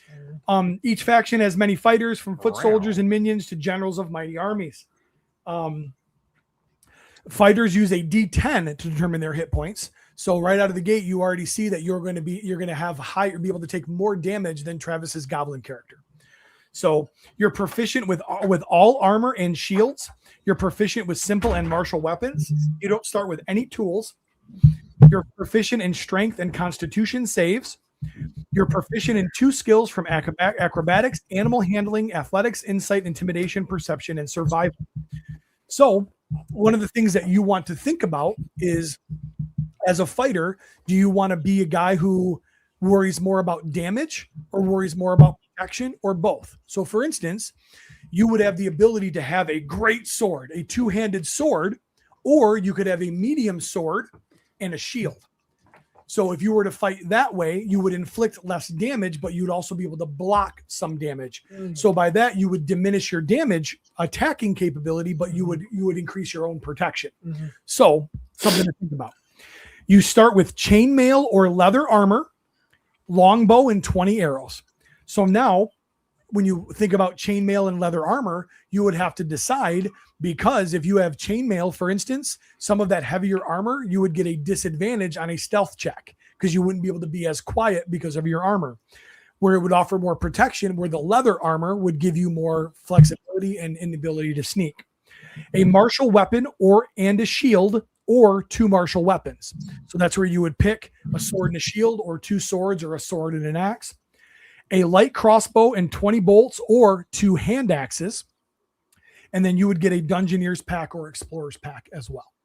Now, a standard pack comes with rations, a water skin, a hempen rope, a torch, those types of things. And then some of the other accessories change, as we mentioned earlier with Travis. So some of the cool things, action surge at second level. One of the greatest things about being a fighter is action surge allows you to take 2 actions when you would normally only get 1. So once you reach second level, you want to attack, you get to attack twice instead of just once, which is very cool. Now we need that on our team. Right. Now, when you get into higher levels of a fighter within D&D, like my character, 3rd level, I take a bonus action, which gives me a second action. What that means is my fighter in D&D attacks 4 times. So he runs in, cut, or is shooting, throwing a dagger, and then running in. So there's a lot of cool things with fighter. You get to pick a martial archetype at level 3. So you can pick different fighting styles. So archery, so you get +2 bonus to attack. So you have a better chance to hit with a ranged weapon. You can pick defense. While wearing armor, you get a +1 bonus to your AC or your armor. Dueling, which when wielding a melee weapon in one hand and no other weapons, you get +2 damage. Great weapon fighting, so you can do 2 weapon fighting. Second wind, you can actually draw on your stamina reserve to keep in the fight. So you can, you're getting down in battle. You can use your second wind once per long rest and regain hit points based on the roll of the dice. And then action surge. So like I said, martial archetype, your martial archetypes. This is where the Steven thrives. You can be a champion, which you focus on individual prowess, often striding to the fore on the battlefield and issuing challenges to the opposing army. They specialize in defeating other such warriors, proving their martial might in a display of skill on which their life depends. Ooh. Improved critical, beginning at 3rd level, your weapons attack score a critical hit on a roll of 19 or 20. So normally you have to roll a natural 20, and that would be a critical hit. This gives you a roll of 19 or a 20 to do a critical hit, which is maximum damage on a crit.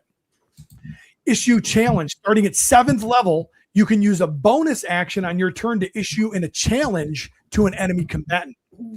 That means that they have to have at least an intelligence score of 5 to understand. There's no effect if it's 4 or lower.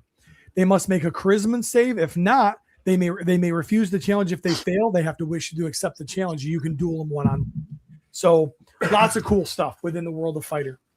So, all right. Good choice. We are already feeling like, Yeah. Dorklair says, I love how the most useful episode of the marathon is also the most offensive. It's only offensive if you're offended. All right. Gluten Freestyle says, it offends me how useful this episode is. Tune in every Sunday. Or don't. Probably don't. Oh, if you like to be offended, we are the people for you. So don't forget, hashtag ELTITTY, LTitty. Throw it up there. Chance to win a free core rule book from us that we stole from Brent Stoddard. So huge thanks to Brent for that. Great dude. Brett Stoddard. Sorry, I put Great an N dude. in there. Great dude. Doesn't always want to hug you, but you know, what are you going to do? So Jeremy, we're going to talk about you now. Let's talk about me. Jeremy has picked Wizard. This is the first class that has spellcasting abilities. Okay. The wizards are the most well-known spellcasters. They gain their spellcasting through intense study and seek to understand the weave of magic that penetrates all things. Like Travis. Yeah. The power of magic is sought by all, but it is the convocation of Basilia which is most closely associated with arcane power. The convocation is home to both the Tower of Basilia, a great center of learning, and the Library of Agbender, the largest repository of written knowledge in all of Mythos. All are welcome to study here so long as they bring no strife or evil intent with them. So we go in there, neutral zone. Neutral zone. Okay. Now, so think about that when you pick a faction.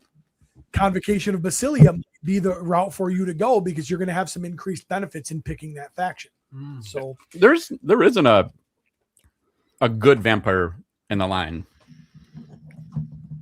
I mean, all evil, right? As far as I know. Yeah. Any hot chick that sucks is good. Yeah, I'm a hot chick, and my name is Blah. So, you ready for some glut? Last name is Ja. Ja. So, okay. So now, check this out. This is a great example. Okay. Goblin, D8, right? I'm sorry. Rogue, D8 for damage. He's a fighter, D10. So, wizard, D6. Okay. Ooh. So you have the lowest amount of hit points. That tells you that you are going to be more on the outskirts of the battle. You're throwing spells. You are helping heal the others that are fighting because you're not going to be able to take the damage that these guys can. Very similar to the way Uwit runs in the show. So. Yeah. You're proficient with daggers, darts, slings, quarterstaffs, and light crossbows. Slingshots. A lot of things that are thrown. Okay. A lot of things that, again, are ranged weapons because you're not going to get right up on it. You are not proficient with any armor or shields. Okay. So anything that you wear to protect yourself is going to give you a disadvantage. Okay. You have no tools. Your saving throws, you're proficient in intelligence and wisdom. Makes sense.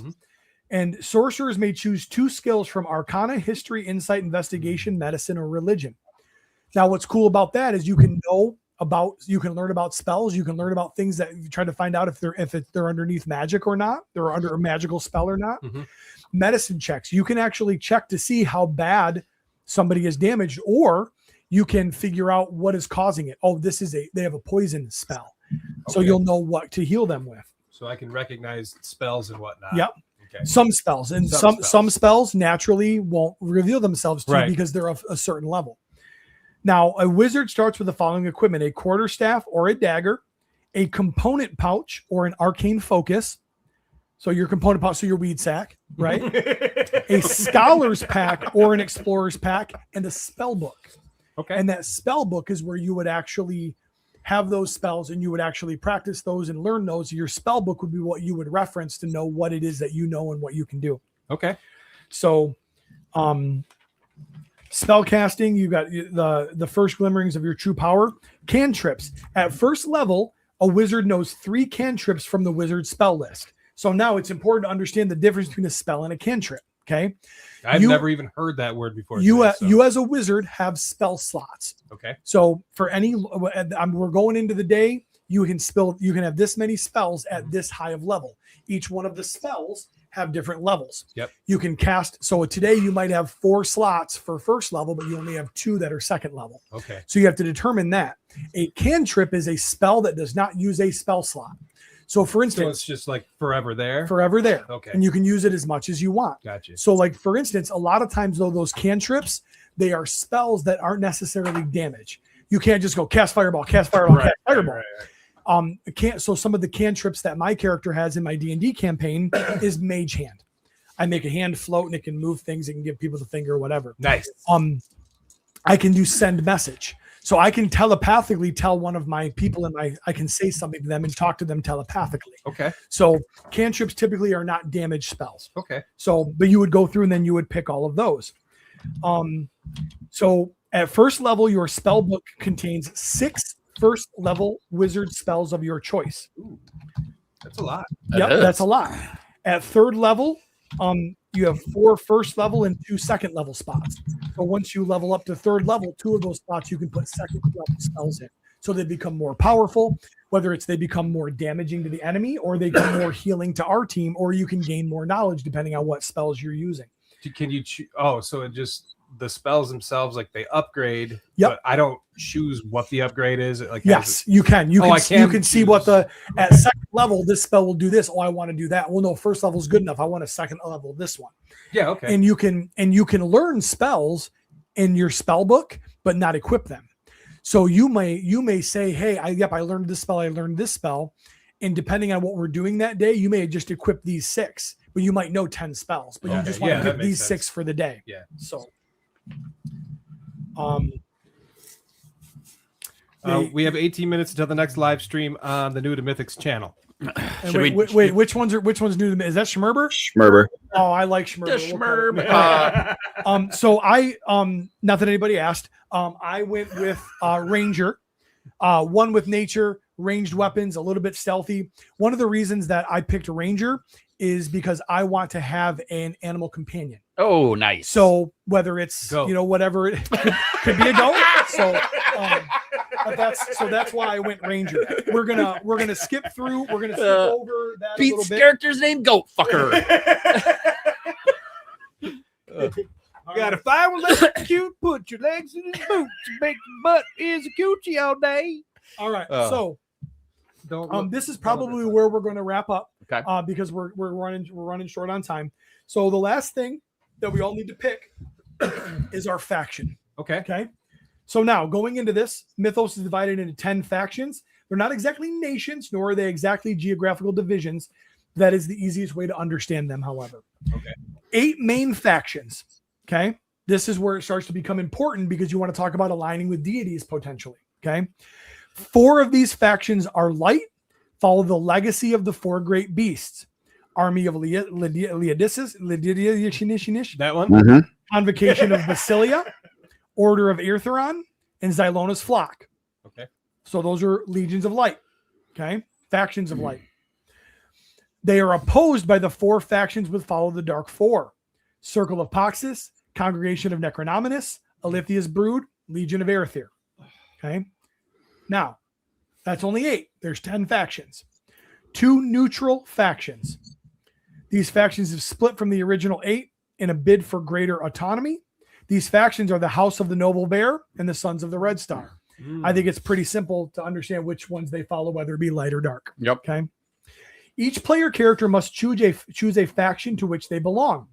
The character's faction helps them determine where they're from, what their society is like, and what their worldview and understanding of the other factions is. In broad terms, it helps define the character's moral and ethical beliefs, so acts as a guide for the player to understand and direct their character's behavior. This is what starts demonstrating.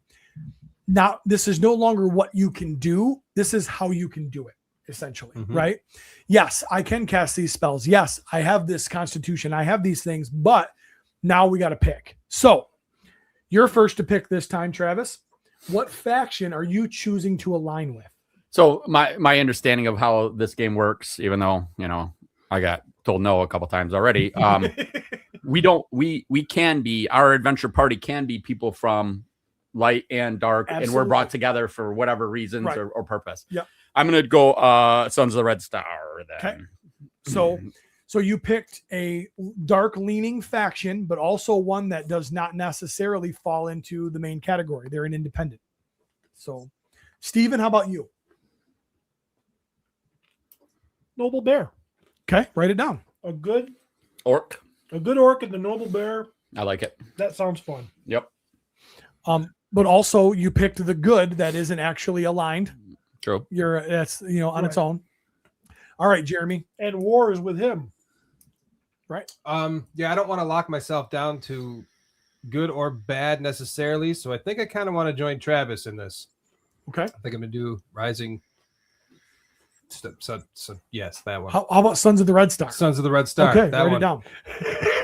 I mean, we only 19 seconds ago talked about how you should go Convocation of Basilia. I don't know words. So, He's not the smartest wizard. Without What? doing, Huh? I'm smart. I'm just baked. without doing a ton of research into this, based on Ranger, Animal Companion, I'm going to go Xylona's Flock. That makes sense. Okay. So, all right. So now let's jump in here. Write it down. What? Write it down. I haven't written anything. Mr. Allen in the World of Toys says we are close to 1.4 million. Woo! Yes. Nice. L Titty, hashtag L Titty. L Titty. To get yourself that free core rule book. And everyone send Curtis Ackerman 50 cents. You're doing such a good job. On our show. We'll make sure it gets to him. Yep. All right. So we have picked. All right. Xylona's Flock. Run by Artemis Silvercord. They're light. Fey elves and others attuned to the woodlands, raw elements in the wild spaces of mythos. Bestial druid or scout ranger. Oh, so that actually worked out to my favor. For sure. Scout will give me the ability to see and to track and to look at animal prints and see things and be one with nature. So that's perfect. House of the Noble Bear. What Steven picked. Neutral. Barbarians, outcasts, and individualists who reject the faction system in order of personal freedom. Survivalist barbarian. Pathfinder ranger. So not a fighter, but will easily work within that realm. Sons of the Red Star, Travis, and then, of course, unoriginal Jeremy. Scapular, the Crypt Baker, they're mercenaries, assassins. These opportunists work outside the bounds of society for personal gain. Blackguard for rogue, and then spy for lore master. So Blackguard is probably rogue. That's probably going to be like a thieves guild or assassins guild affiliation, which we could learn more about if I knew more about it. Yep. So, all right. So to kind of wrap up this part, I didn't have to be original. It just sounded good. all right, I don't want to play. For me, Xylona's Flock, nature and animal handling will be my skill proficiencies. I'll get traveler's clothes, a signal whistle, a small talisman of antler or wood. My woodland pass, whether a member of Xylona's Flock is in a natural setting, any place not just forest, recall geographic features of the area, location of notable features and settlements in their general vicinity, so they know where they're at. Mapping, cartographer skills. They can always tell which way is north and can travel at their normal rate, even in an area without clear paths. So advantages for me aligning with Xylona's Flock is I always know what cardinal direction is, and I am not inhibited by rough terrain. So you, especially being a goblin, being a vampire, if it's rocky terrain, it may slow your walking speed down. I'm not affected by that. Okay. House of the Noble Bear, Steven. It is El Titty, guys. ELTITTY. ELTITTY. Nature and survival are your skill proficiencies. Traveler clothes, a bedroll, and a sturdy knife. Ooh. Live off the land. Members of the House of Noble Bear know how to survive for long periods without contact with others, even in a tent in their backyard. Just going his own way. Doesn't know how to answer his phone. Yep. They can always find fresh water and enough food to provide up to 5 people each day, as long as such exists within an area. You guys need me so hard. We're not denying it. We just give you shit. All right. Sons of the Red Star. Deception and stealth. Commoner's clothes, better to blend in. A small blade sewn into the hem of a tunic or cloak. Ooh. Peaky fucking blinders. Am I right? I like that. Secret society. Membership in the Sons of the Red Star is usually frowned upon by its members of the more respectable factions. In order to deal with each other safely, each member of this faction is a small, easily concealable insignia of some kind identifying them. So this would be like the pin of the Harper's Guild in D&D. This is instantly recognizable by other members of this faction, but is not recognizable to any outsiders without first passing DC 18 insight check. So somebody would have to roll super high to see that coin and know what it means. Gotcha. So, all right. Awesome. So, I kind of like that we're buddies. You know, we come from the same clan. We would do this. Yeah. Oh, yeah. Yeah, I'm gonna bring you down, bro. Sorry. So in wrapping up, caught in the corner like Scapular sent me to watch you. Yeah.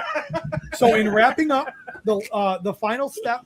So obviously with the faction, we would roll our character traits. We would actually figure out what each number is, pick our tools. We would write down what weaponry we want to carry. We would solidify all of that. Step 5 is personalization. This is you building your character. So they get a name, a physical description, any role-playing notes that you see fit. While the character's personality will develop naturally over the course of play, it can often be helpful to write down a few character traits that serve as a reminder of the overall concept. Although guidelines are given for such elements of character design as profession, species, and faction, the personalization is entirely up to you. You know how you want to play that character. Yeah. Are you very meek and you don't say much? You are gregarious and you walk into every room because you're fucking Gaston. You know what I mean? You are like Gaston. No. So and then the name you wrote down was and then Gaston. once you actually get into play, you start gaining experience points. Then you start to level your character up. And then within your species, within your profession, and within your faction, you will gain better attributes as you gain more experience. So this has gotten me a lot more interested in this game, actually. I'll be honest. It's a lot of fun. Like I've said before, like my D&D traveling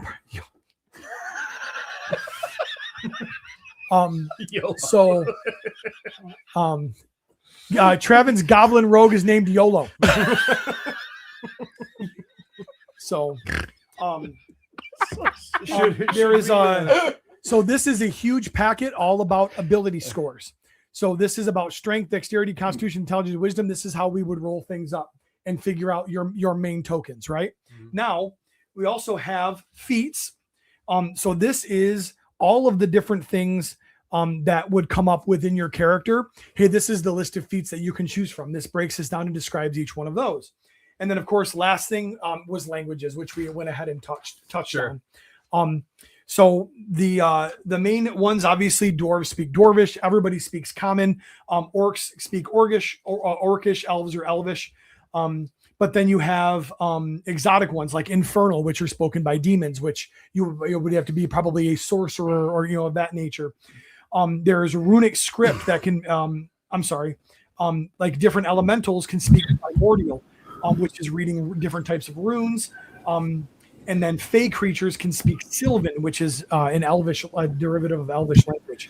So the depths of what this is, even just creating a character sheet and starting to kind of figure out who you want to be, and then playing it, and then all the time you're deciding when you level up, where do you want to take this? Do I want to go more? Do I want to stick with the barbarian, or do I want to be a little bit more brainy? Yeah. Do I, my spells, do I want to focus on cantrips? Do I want to go towards causing damage and killing, or do I want to help heal my teammates, right? And then, of course, do I want to continue with my fighting aspects? Do I want to be able to stay stealthy? How do I want to do that? Eventually, a rogue can be an arcane trickster, and you can start to learn some different spells. Do you have a magical hat that changes your appearance so you can blend in? There's just so many things that and it all starts here, right? And so they've done an amazing job building it out and doing a great job of saying, hey, this is very recognizable to the average RPG person, but here's some twist to make it more mythos. That's cool though. Our game. Yeah. And then on top of that, they've also laid it out so simple that even Travis can play. Megs, So How many now is it out, titty, but- somebody Can we share that giveaway tool and draw that? Yeah, Curtis, because you're in charge. Why not? It's El Titty, guys. Well, I got to run, and I might have to answer some questions if you guys can't figure it out. Final time on the hashtag.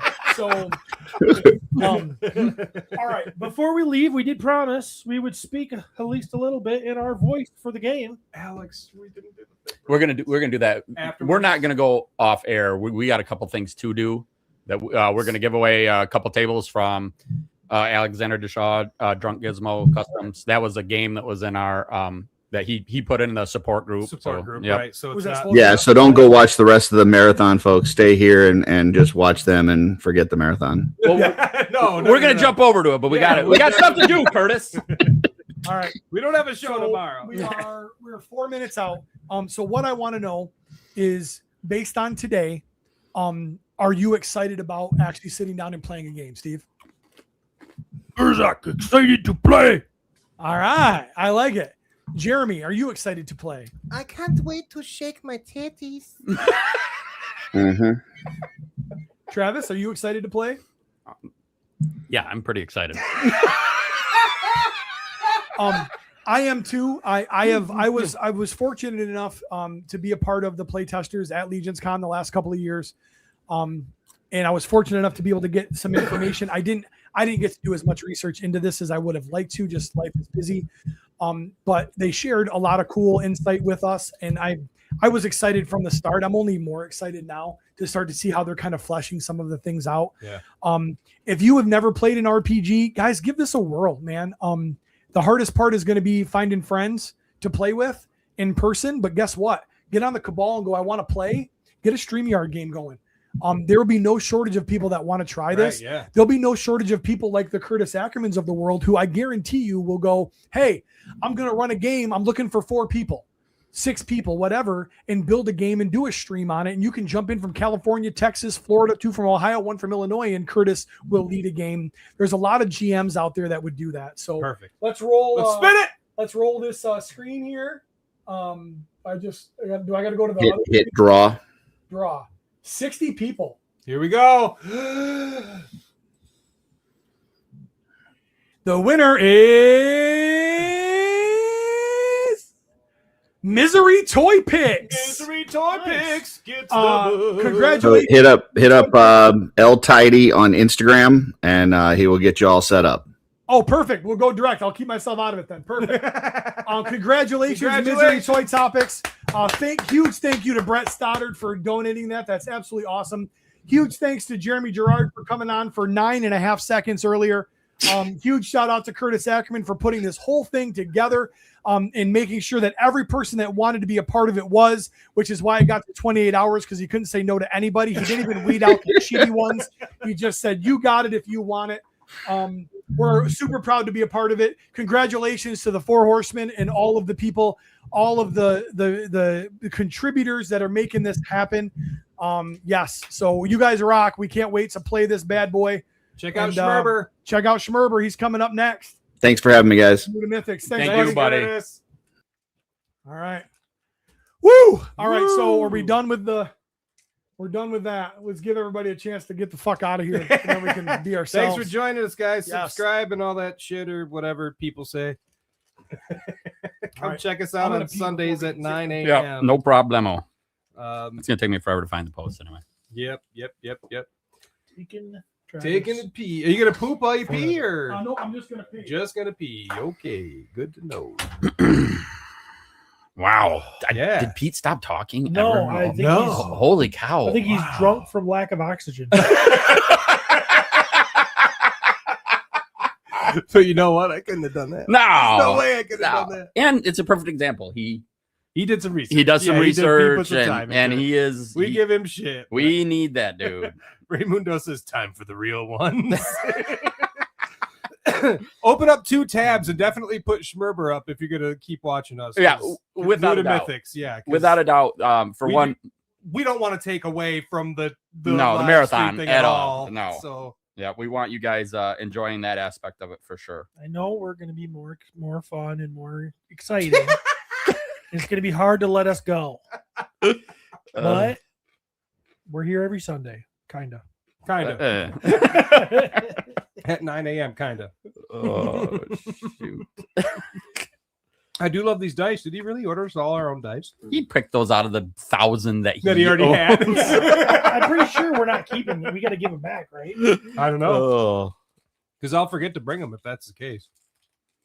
Mine are nice though. They're pink and blue. Gosh, dang it! Did we remain tame, Mini Pete? Well, it's probably because we couldn't speak.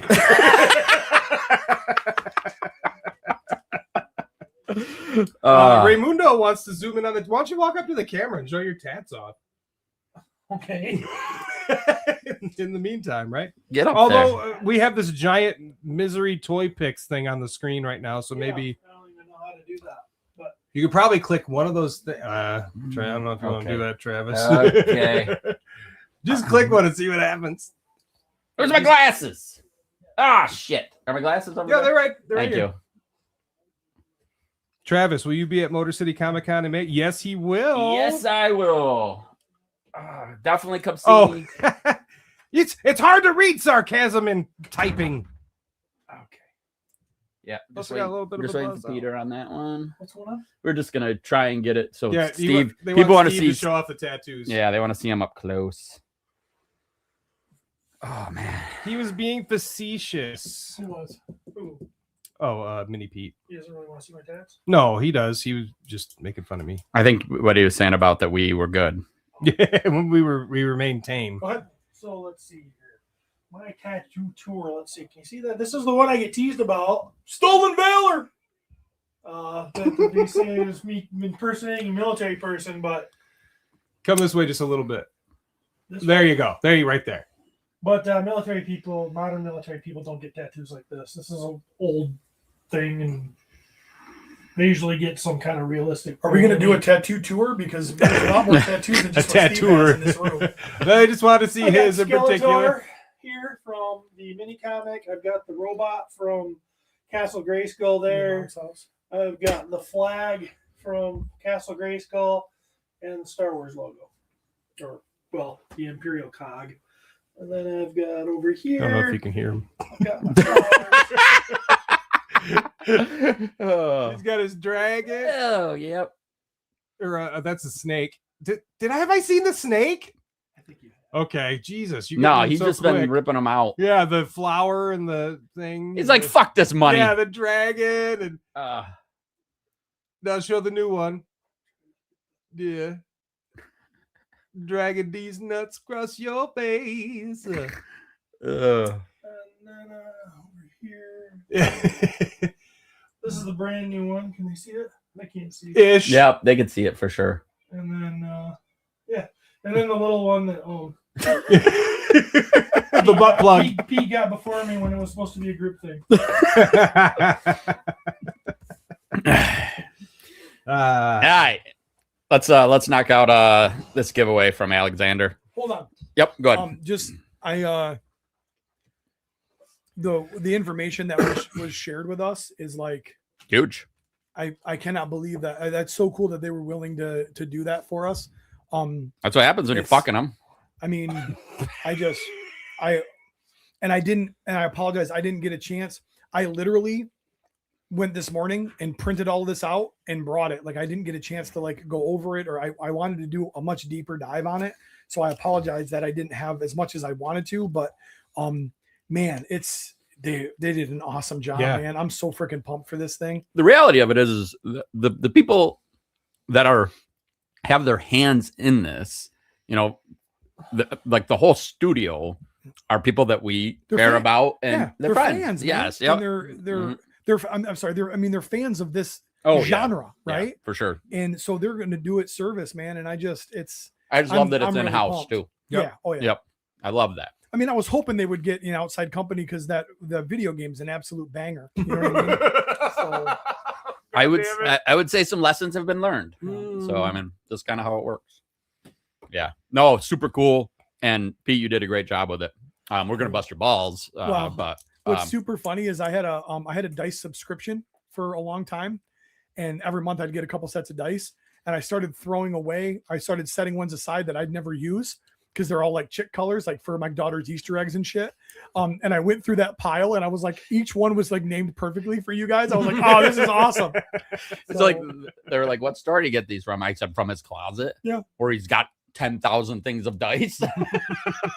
So in a real man has a garage, and there's the plastic with all the little drawers for like nuts and bolts and shit. Yeah, I have 2 of those in my bedroom that are dice. So.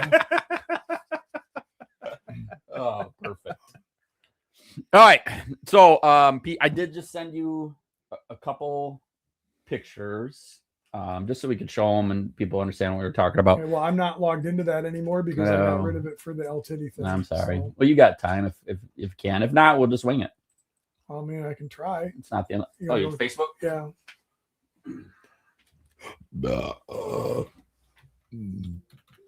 And by the way, this episode will never be available again. This is one-time only deal. So we got a little flag at the beginning of the stream that said, "Hey, you're out of storage, so this is live only." Oh wow! Yeah. So I didn't look at it before we started because I was rushing. So we got to delete some stuff off YouTube. StreamYard, right? Yeah. Off StreamYard, not Yeah. YouTube. Oh. So does that mean we're going to lose the audio file too? No, because we download the audio file to the computer. So I think The top 3 are the GIFs. So if you want to just show, yeah. Alexander Deshaw, Drunk Gizmo Customs, great dude. great dude. And people, we are truly blessed because a lot of people that collect or love this stuff, they don't have it. They don't have the people that we do. Right. 40, within a 45 minute, it's wild. We're pretty lucky. We Yes. literally, if friggin' Drunk Gizmo Customs has a night off, we can drive 25 minutes and meet him and have friggin' dinner. Yes. Mini You know what I Pete mean? says it's perfect that you lose the one with Curtis. Oh my god! Yeah. Sorry about that accident. I had nothing to do with it. This is it's one of the great things. Like Kane was asking me one day, he goes, well, how much would you pay for this? Or how much would you pay for that? And I'm like, Kane, like we have friends. I wouldn't pay anything. Drunk Gizmo just gives it to me. Yeah, we have friends that like can paint and create. Yeah. And I'm like, You should see. So the artist that the graphic designer that I hired for MesquiCon, I paid him so little. It's embarrassing. I mean, That guy like, went above and beyond for his fucking little sack of beans he got. and I asked him, he gave me the price on all of it. yeah. And I had to call him out to get the price. And I was like, okay. All he said was like, I'm just happy to be included, man. And then, so then I messaged the guy and I say, hey, I paid okay. And he goes, that seems high to me. And I was like, what? Okay. Then you feel that way, but it's not. It's exactly what you quoted me, which was way less than it should have been. And then you tell me you think it's too much? That might be too much The money. guy's probably got really low self-esteem. No, he doesn't. He does not have low self-esteem. He doesn't have self-esteem. It's pathetic. Oh. So this cool table. Yep, this cool table. So he donated to, and you'll understand. Honks and Oh donks, god, all I that. love the honks and bunks. They said- right. He just said he'll probably lose it too. He said it on their show. Probably lose what? The Yeah, but podcast. Yeah. somebody before we log off, you should just like screenshot the whole episode. Please. Screen record the whole episode. So tops of the tables, amazing, like super Absolutely incredible. Cool. Yep. That one on the left is with reveals from G-Con this last year. Oh yeah. You know, the underwater, like that, Yeah. that looks like it belongs in the captain's office on a freaking ship. You know what I mean? Super cool. Super cool. Yep. So what he did was Alexander posted in the support group that they were these are going to be up. He had a couple pictures. Now the next 2 pictures you could show, or maybe even just start with one of them, and we'll just yeah, there we go. Look at that svelte. As soon as I see this picture, all I hear is, I wanna kiss you all over and over and again. I wanna kiss you all over. Till the night closes in. You know what breakfast?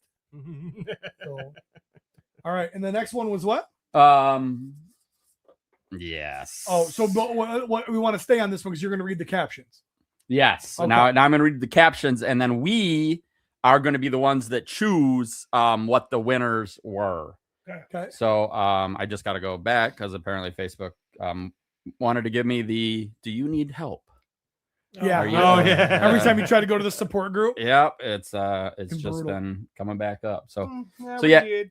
shoot with the Nate one first. I will also say, while we are going to read them, we cannot win because I will say, That's fine. one of us commented a few times and they were funny. So, so we're going to start with John Caulfield said, and this is of Kyle. Well, okay, no, I got you. I'll do that. I can do it. They just put them in 2 different places, so I can make this work. So John Caulfield for the Nate one. Just wait till you guys see my new underwear. Which means he ain't wearing any. Yeah, I was gonna say, do you think he's wearing underwear? All right. I'd be more interested in the ones that are so beat up he needs new ones. Nate actually has said that to me. So wealthy Nate only wears them once. So, and they go right in the garden. They go in a Goodwill bag, and then Rosalita, his housekeeper, takes him to Goodwill. We need more lemon pledge. Brad Jones, the look you give your wife after shitting your pants in public. That's pretty fair. Do you smell that? David Williams, Nate Skywalker. Dusty, the face you make when you see old man Kyle petting the dragon. Ooh. Steve Obeg, when someone calls you Trevor for the 1,000,000th time. Mark Hausiel, when you find out you overdressed for the con. Christopher Kelly, he's just so damn good with a camera. Chris James, the look you give when you see someone eating corn on the cob the long way. Who's that, Chris James? Yeah, that's a good All one, right. Chris dropped another one. Stares and shakes his head. Water is old for old men named Kyle. Big Greg, more money than me? Get the fuck out of here. Bob Rieger, no, my fucking name is not Dave Ramsey. He does look like Dave Ramsey. He does. And he's wealthy. Brad Jones, we're back to the shitting. They're doubling up on me here. Motu Joe, the remote control worked. 1 click and he froze on the spot. Mike Smith, beep boop. That is the last time I'm going to tell you. Now get in the car. We are leaving. Oh, I like that. Mark Hausiel did a picture one, and it is Nate standing there at a store, and it is called Flannels and Flannels. I love he's rocking a Boston Scally though. He's one of my Boston Scally bros. And then there, yep, that was all of them on that picture. So for Nate's, was there one that stuck out to you guys? You're like, that's the winner. I like the corn on the cob one. Yeah, the corn on the cob one. Yeah. Yeah. I Corn think on the cob. that's easily mine too. Greg. Oh, right there, Greg's too. was good. Right there too. And I like Mike Smith's. Yep. Also good. But I think corn on the cob. I think Chris James gets it. Yep. Chris James is your winner. Is it wrong of me that I'm kind of like, Mike Smith, you're our BFF. Like, you get to come to the studio. Like, you don't get to win even though you're funny. Yeah, that's true. It's like when I won shit from this show before I was on it. You did? Yeah, and I We need never to got bring it, it but that's back. fine. Never got it. Are you serious? What was it? It was supposed to be one of those the axe things, the Oh, The hatchet. Oh, the cleaver. Yeah. It's in the mail. Oh, yeah. Thanks, guys. I Was it- appreciate Was it. it supposed to be painted? Oh yeah. Oh. Yeah, I think so. I don't think I did. I have one, so it's not from that though. I had to buy one From Steve. after I was already on the show. You're a son No, of it's a from a bitch. third party somewhere. They had it at their booth. What's a hazing period? It was amazing. Do you like being a winner? Guess what? You're not. Ah, Your shit. self-esteem was so low, you won and didn't say anything. Somebody else deserved it more. I just like being included. I guess I'll just eat shit. At least they said my name on the air. I mean, they said Jeremy, but yeah. Good enough. All right. All right, can you bring up the Kyle photo? Chris, Alexander Deshaw, you two are gonna have to connect. He still has it. He's gonna ship it to you. We'll help facilitate that. We'll make it happen. And hey, Deshaw, let us know what shipping. We'll cover shipping. We'll PayPal you. Nice. From the show. Thank you for that, Deshaw. So we got Kyle here, and who knows what's You know going what? on. You know what's super funny? Like we meet these great guys, and then we meet their great ladies. And like I'm pretty sure, like I friend requested Deshaw's lady Katie like a year ago on Facebook, and I'm still just left on red. Yeah, like she totally fucking Oliver Peterson to me. So she's like, he's nice to talk to once a year at Legion's Con. Other than that, I just kind of steer clear. All right, let's get through this. When John Caulfield, when the colonoscopy scratches that 3-year-old itch. Ooh, that does look like he's enjoying. Yeah. Who was that said that? John Caulfield. I've been dealing with farts for a lot of years, and I heard something from my son-in-law last year that I'd never heard my whole life. And Pearson farted. My son-in-law Colby goes, "Oh, that's gonna itch when it dries." And I've never heard that That's a before. good one. So now we say it all the time. That's a classic. Clint Westfall, who has been killing it with his memes. Freaking Clint. Yep. I love that dude. Big Bad Toy Store has a pile of loot option. See, I love that because not only is it funny, but it's fucking drawn from classics of the show. Yep. Justin Tequila finally got between Trav's cheeks, and it was everything he dreamed of. David Williams, what do you mean the sequel trilogy doesn't count? Oh, that was fighting words. Dusty, the face you make when you finally get to pet the dragon. Pete, Trav's pricing is all $5 less than mine. You win. That would be more of an anger face. I have literally watched Kyle put shit back in totes under the table because Travis had it priced lower.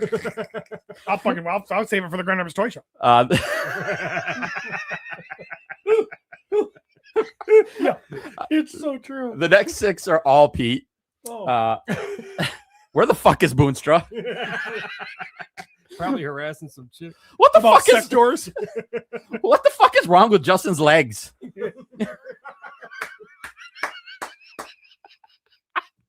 That's a deep cut. That's insane. And that's an inside deep cut. That was for you guys. Yeah. Oh, Nike discontinued the Air Monarchs. They added Jeremy as the 4th host. This long. I had some fun with this one. It's such a deletive. The Last Jedi was okay. All right, now we're on to Brad. OMK thinking this could be easier if it was just longer. Christopher Kelly, I told her to rub my cramps, but it wasn't just a line. I really meant for her to rub my leg cramps. Chris James, when you just experienced your first prostate massage. That's pretty good. Chris is hitting. Chris is hitting good. Yep. Dominic, when the ribbed condoms don't even taste like fucking ribs. That one's going to be tough to beat. Who said that? Dominic. Oh, Dominic. That's going to be tough to Damn beat, it. buddy. Mark Alciel, that feeling you get when you see the last legendary warrior sold while in line, and now you have to settle for a pelvicus. That's pretty good, too. Dominic posted the picture of me and Steve having a moment in the corner at at our show, the Mythic meetup, and he said, "Why, Travis? Why?" Chris James, the face you make when you have your prostate pushed too hard. Chris James, why is my water so spicy? Noah Pratt, I should have heated it before I manhandled it. Big Greg, oops, I came. 10 seconds. That's pretty good. It's so simple. So simple. It's simple. It's raunchy. It's so Big Greg. My dad jumped in here. Pat Bowles, damn zipper. Roger Franco the Beans. Yep, Roger Scholes. When zipper catches skin, you had it out when it should have been in. Yo, dang. It's a good one. Steve Obeg. Oh, all right. I'll eat ass.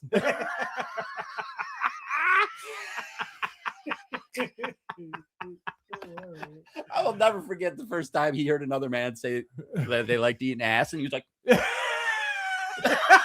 That little guy. I love that guy, dude. Oh, my God.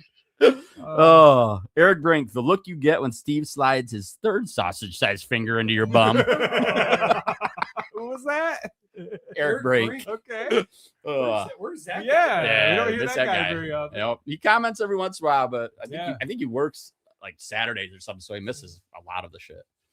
All right, what do we think, boys? Who's winning this? What was the first one that said it was gonna be hard to beat by Dominic? That was ribbed. the rib. Oh yeah, ribs that taste like ribs. Yeah, that's hard to beat, dude. That's hilarious. Yeah, I would say for me, it's probably in between him and Big Greg, and I just the ribbed. Yeah, I think the rib just takes it a little bit higher. It does. Yeah. All right. Well, congratulations, Dominic. Yep. Now we got to ship it to Mexico. No, we have to ditch. We have to ship it to Florida, the ICE detention center that he's currently being removed from. So, God damn it. That's called doubling down on racism. And you know, we are down to 43 now, so we're actually about right to our our normal size. Our people. We're right with our people. We should get off, and all you people should go over and check out Schmerber, please. Please. He is a wonderful human being. Absolutely. Do me a favor though. Every one of you get over and then just post. Sorry, we're late. We were watching my favorite. And then all of a sudden, there's just 43 straight comments. Sorry, we're late. We were watching my favorite. I actually would love that. Yeah. That would be great. So. Then super chat him like 50 cents. Yeah. Or go over and do hashtag LTitty. Hashtag LTitty. All right. Love you guys. It's been fun. Thank you, Peter. Yeah.